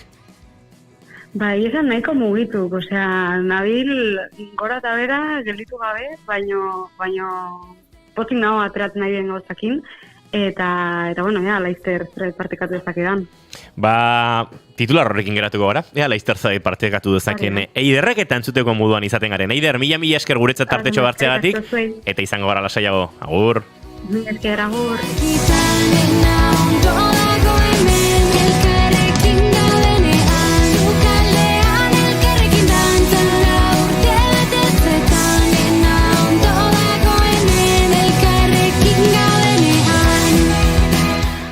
Eider Saezen elkarrekin gaudenean honekin egingo ditu urrengo minututxoa, eta bagoa zuentzat proposamen mordoa ekartzera, Taylor Swiftek orainik hitz egiteko aitzakiak ere emango dizkigu etorkizunean, baina telebista telesail eta pelikula ezberdinak proposatzeko badauzkagu zuentzat, beraz, geratumen gurekin bigarren kafean azken 20 minutu hauetan.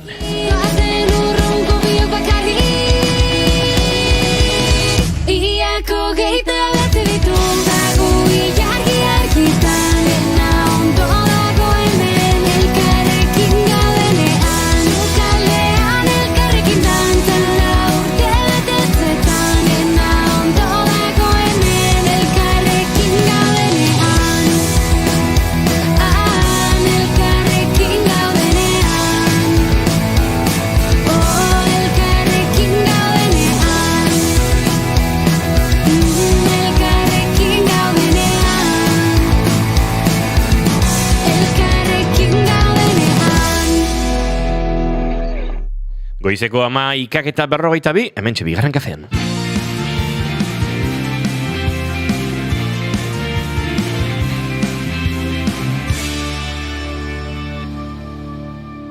Keep calm and bigarren kafea. You got the cinema.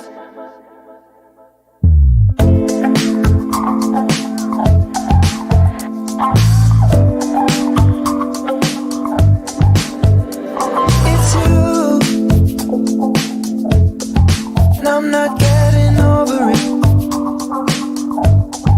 Darling, is it cool? From starving when it comes to this. I guess we're in time. You're getting yourself well for me. I guess you're all mine. You're sleeping in this bed with me. I just think you're cool. I dig your cinema. Do you think I'm cool? Azken 17 minutuak gaurko bigarren kafea hartzeko, gurera hurbildu da Imanol González Gurrutxaga eta segituan aurkeztuko dizuegu, baina ezertan hasi aurretik, Junek eta Goiuri kontatu beharko digute lehenengo, zein den euren gaurko proposamena. Vale, neria, azkar esango dut, bestela hemen ibiliko gea tarteri gabe lauentzat. Nere proposamena gaurko proposamena da Herstopper telesaia. 3 denboraldi ditun telesaia da. Eta, Alice Ousmanen novela grafikoetan oinarritutakoa da. Kontua, Netflixen dagoen telesail honetan, ikusiko ditugu, bai Kit Connor, Joe Locke, William Gau eta Jasmine Finney aktore lanetan, besteak beste, aktore ezberdin asko daudelako bertan eta denak nahiko gazteak dira. Telesai honen, sinopsia edo izango litzateke batez ere, Nick Nelson eta Charlie Spring nerabeen artean sortzen den amodio harremana edo gazten deskubrimenduak haiekiko, ez? Charlie bada dena gehiegi aztertzen duen pertsona bat, urduriegia eta argita garbi gehitela esan daukana. Eta nik errukbi jokalari alai eta bihotzoneko pertsona bezala deskribatzen da. Eta, elkarrekin eseriko dira klasean lehenengo egun batean eta hortik aurrera hasiko da haien arteko harremana garatzen. Bai nik bere sentimenduak pixkanaka ulertzen saiatuko da eta Charlik badauzka nahiko argi, baina zaila egiten zaio hoiei aurre egitea edo gauzak argi esatea. Orduan, nik telesail hau gomendatzen dut, badelako telesail bat, ez dakit, deskribituko nukela telesail positibo moduan. Da telesail bat ikusten dezuna eta ezin dezuna naizta gauza txarren bat gertatzen den bertan, daudelako homoseksualitatea tartean sartzen denean erabezaroan, badaudelako gauzak oraindik ere konpontzeko daudenak, da telesail bat oso positiboa, oso alaia, eta lasai ikusteko aukera ematen dizuna. Hildo nagusia ez da nerabe homosexual baten arazoa. Hori da. Ez homosexualizateagatik sufritzen duena. Ez, erabat kontrara. Eta ze beharrezkoa hori. Baita ere ez, ze horrelakoak ikusi ditugu, baita beharrezkoak direla, erakustea, nerabe bat hartzen denean homosexuala dela, eta ingurukoek agian ez dutenean onartzen, eta horrelakoak kontatzen dituzten pelikulak eta beharrezkoak izaten dira, ez? Errealitate bat delako, baina ze beharrezkoa baita ere, denean zerbait positiboa, eta denean historia polit bat. Historia heterosexual politak dauden bezala, historia homosexual politak irudikatzea telesaietan eta pelikuletan. Bai, oso polita da, eta gainera, nik aipamen berezi bat egingo nioke Charlieren arrebaren pertsonaiari, badelako, berak badaki bere anaia homosexuala dela, eta beti esaten dio, baina pertsona guzen zaizu, jun bere bila, baina oraindik ez duzu eman pausurik aurrera, eta badago horratzean isilpean pertsonaia bat oso interesgarria, eta hori nire gomendioa lasai eta gustora ikusteko moduko telesaia delako hau. What's going on? Nick's lost all his friends. He's getting into fights. Do you ever feel like you're only doing things because everyone else is, and you're scared to change? Just miss how things used to be with the four of us. You're a good friend. I know. If he is even slightly mean to you, you'll murder him. I was going to say, I sent him a strongly worded DM, but murder's fine too.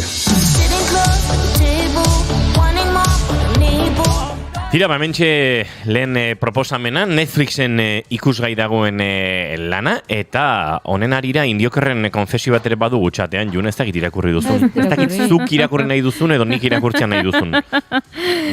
Enuke, ez dakit. Inigo irakurriko. Ze berriro hasiko gea berdin. Nik irakurriko dut. Indiokerrek dio, nik gaur konfesio bat egin behar dut. Harry Potterren pelikulak ez ditut ikusita. Bakarra daukat ikusita lagun bati eskatu nion pasatzeko, lehengoan hasi nintzen ikusten eta lo geratu nintzen. Ji. Egia esan oso negadutan nengoen, baina, hortzen ere konfesioa eta nere apoioa Inigori. Gauzat esango dizut, Indioker.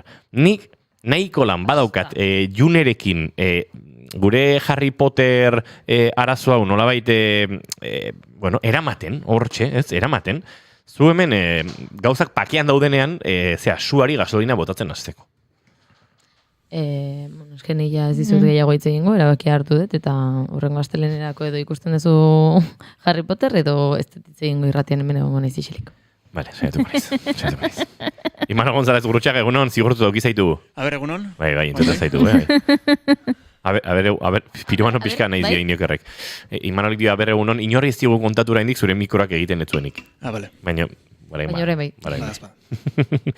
Tira, lehenengo proposamena hause, Heartstopper, horrela oskatzen da, Netflixen ikusgai dagoena, eta denentzat gomendagarria.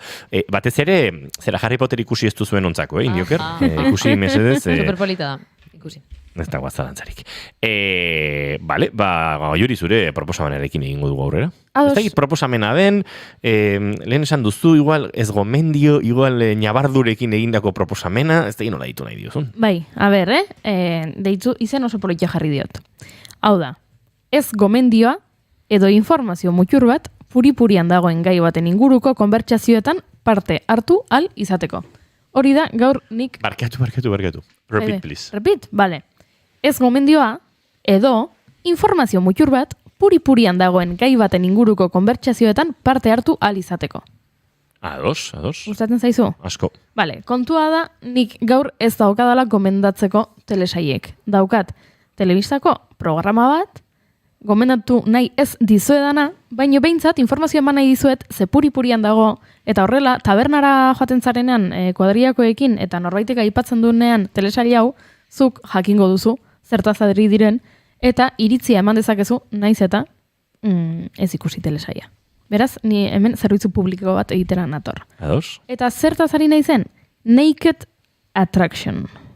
Erakargarritasun biluzia edo horrelako zerbait izango litzateke. Dala, Maxen, bai, ze ja ez da HBO. HBO izatetik HBO Max izatera pasatzen, eta orain HBO Maxetik Max izatera. Orain Max da, HBO galdu du. Maxen dago, eta esan behar nuen ikusteko modukoa da, baina ez da. Kontua da, programa hau beste herrialde batzuetan ere egin dutela lehenago, eta orain Espainian espainolez egin dutela lehenengo aldiz. Zeri buruzkoa da? Agertzen da pertsona bat, bikote bila dagoena, batzuetan gizonak, beste batzuetan emakumeak, eta aurrean 6 pertsona daude. Teloi baten atzean, pantaila batzuen atzean. Eta pixkanaka pantaila hori altxatzen joaten da. Eta orduan, erdian dagoenak, hau da bikotean nahi duenak, 6 horietako bat aukeratu beharko dut. Nola aukeratzen du? Soilik beraien gorputzetan fijatuz. Lehenengo altxatzen dute pantaila hori gerriraino, eta orduan genitalak ikusten dira, gero altxatzen dute pixka bat gehiago, eta titiburuak eta bularrak eta ikusten dira, eta gero ja goraino. Bitartean, erdian dagoena gerturatu egiten da, gertutik ikusteko, aztertzeko, gorputza gertutik aztertzeko. Eta ze gertatzen da honekin, noski puri-purian dagoela, hasteko, ez gaudelako ohituta horrelako ezagitez, lehenengo planoetara, ze gainera ez dago zentzuratuta. Hau da, ikusten dira zakilak, ikusten dira aluak, ikusten dira titiburuak, ipurdiak, ipurtzuloak, dena ikusten da, eta hola, lehenengo plano marabilloso batzuetan. Programa honen faktura teknikoa, ze esango dugu. Pixka bat errepikakorra egiten da, eta pixka bat kutrea da formato guztia, ez? Dago plato txiki batean daude, pantaila kolorezkoak dira, baina, pentsatzen dut inork ez duela ikusiko programa hau horrengatik, ez?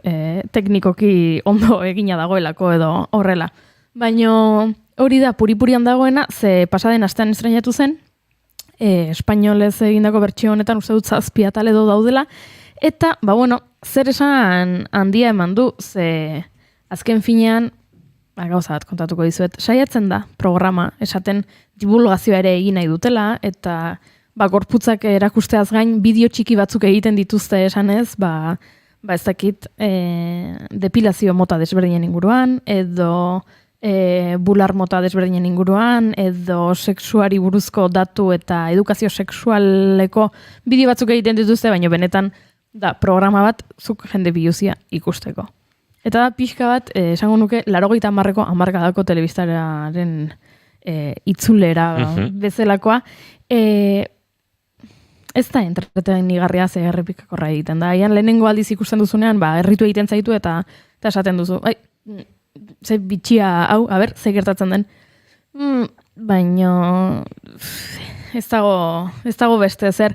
Gorputz mota desberdinak agertzen dira, baina ez bereziki. Hau da, agertzen dira titi handiagoak edo txikiagoak edo zakiak ezkerreruntz, eskuiruntz edo zirkunzidatuak edo ez zirkunzidatuak, baina ez dira agertzen batean ez dakit 160 kiloko emakume bat edo 140 metroko gizon bat. Hau da, forma desberdinak eta ikusten dira, baina uste pixkat normatibitatearen barruan uste dut, Ze ez ditut atal guztiak ikusi, baina ikusi ditudan bideo guztietan hori da ikusi dudana eta uste dut formatoaren oinarria dela goazen genitalak ikustera eta ez daukala gehiago.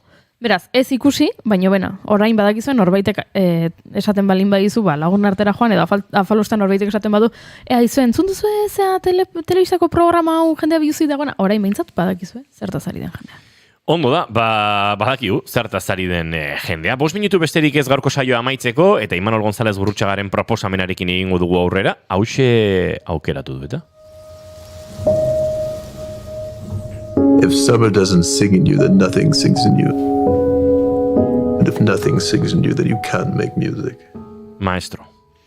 Bai, pelikula 2023koa da, Bradley Cooper aktoreak zuzendutakoa da, eta berak baita antzezten du. Ni inozen izan oso bere zuzendari fazetan fana, baina esan barra duket, pelikula ikusi nun momentun bastante gustatu zaitela. Azken baten kontatzen du Leonard Bernsteinen historia, zala konposatzaile bat, bisexuala, eta emaztea zeukan bitartean, ukitzen zitula bere abenturak, eta, bueno, aparte ere. Eta, bueno, historia guzti honek kontatzen du maisu honen interprete lan horietatik aparte baita bere bizitza soziala eta bere bizitza pertsonala nola kudeatzezun. Eta hortik haratago, iruditzen zait, dala pizza bat ikusi beharrekoa, ze irudia asko lantzen du, eta iruditzen zait pelikula bea daola landuta beste ikuspuntu batetik. Esan bezala Bradley Cooperrek zuzendu eta interpretatzen du, eta makillaje pila bat jarri diote. Bradley Cooper, Leonard Bernstein da, Bai, totalmente, lehen aitunez ikusten. Oso eroa da, Eta pasada bada, bai. Eta irutzait hortaz aparte baita askotan, elkarrezta askotan esan du beak 8 urte ondala ikasten pelikulan bertan agertzen den sekuentzia baten pianoa jotzeko. Ez, zuzentzen, orkesta bat, ez dakit, uste esango nuke orkesta bat dela, 8 urte pasa omen zitun zuzenketa lan horiek ondo inalizateko ikasten, eta gero ikusi ditut YouTubeen eta bar benetako zuzendaria dan jendea, esaten, ondo dagoela, baina ez dela hor 8 urte pasa dituzula esateko moduko lan bat. Baina, hortaz aparte, nabaritzen da la pelikula bat oso berezia, behantzako baita berezitasun handi batekin landuuna, eta hori azken baten urte asko sartu dizkiona, eta beha baita saiatu dela gertutasunetik gerturatzen, eta gauza behintzet alik eta nabardura txiki eta ondo landutakokin jorratzen. Bradley Cooper, A Star is Bornen agertzen da. Zuzendaria baita izan zen. Eta piano jotzen du. Bai. Eta ondo. Oker ezpanago, ez da? Dako etor pixkat buruan kruzea beti La La Land, eta La La Land ere pianoa jotzen du Ryan Goslinek, ez da? Bai. Horentxe zalantza hauke bitako zein jotzen zuen ondo. Bradley batez gitarra jotzen dula, A Star is Bornen, baina zakit igual momentu batek pianoare jotzen du. Bai, egia da batez ere gitarrarekin, eta oso Eddie Vedder agertzen da pelikulan, ez? Ondo da, Maestro, 2023ko pieza hori proposamena, non dago ikusgai, Imanol? Dago Netflixen original bat, eta aipatzearren irabazi zituen, esango nuke, 6 Oscar irabazi zituen, eta horietetako nerten dago aktore hobenaren saria, aktoren neska hobenaren saria, eta pelikula hobenaren saria. Nik proposamen hau, iaia denborari gabe daukadanez, datorren astelenerako gordeko dut, maiatzaren 31an estrenatuko da Filminen, aurtengo Donostiako zinemaldian Horizontes Latinosen aritu zen pelikula zoragarri hau, Totem hain zuzen ere, eta tira, La Camarista pelikulaz ez dakit gogoratuko zareten, hau ere Horizontes Latinosen egon zen zinemaldian, Lila Abilesen pelikula da, mexikarra, eta tira, Oskarretarako bidean ere izan zen, beste Oskarren aurretik egoten daulako shortlist izenekoa, ingelesez ezten pelikulen utaketa horretara bidean, antxe egon zen, gero kanpoan geratu zen, baina bai Berlingo zinemaldian, baita Donostian esan da bezala, indarra handi izan zuen pelikula.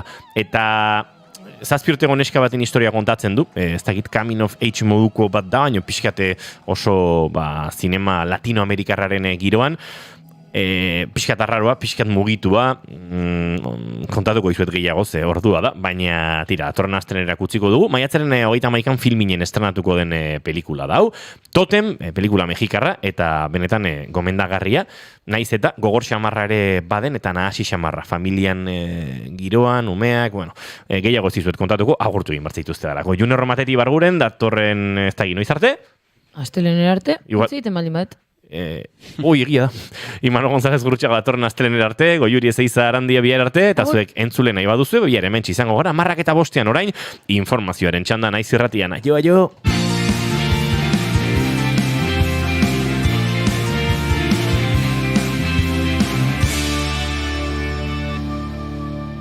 Keep calm and bigarren kafea.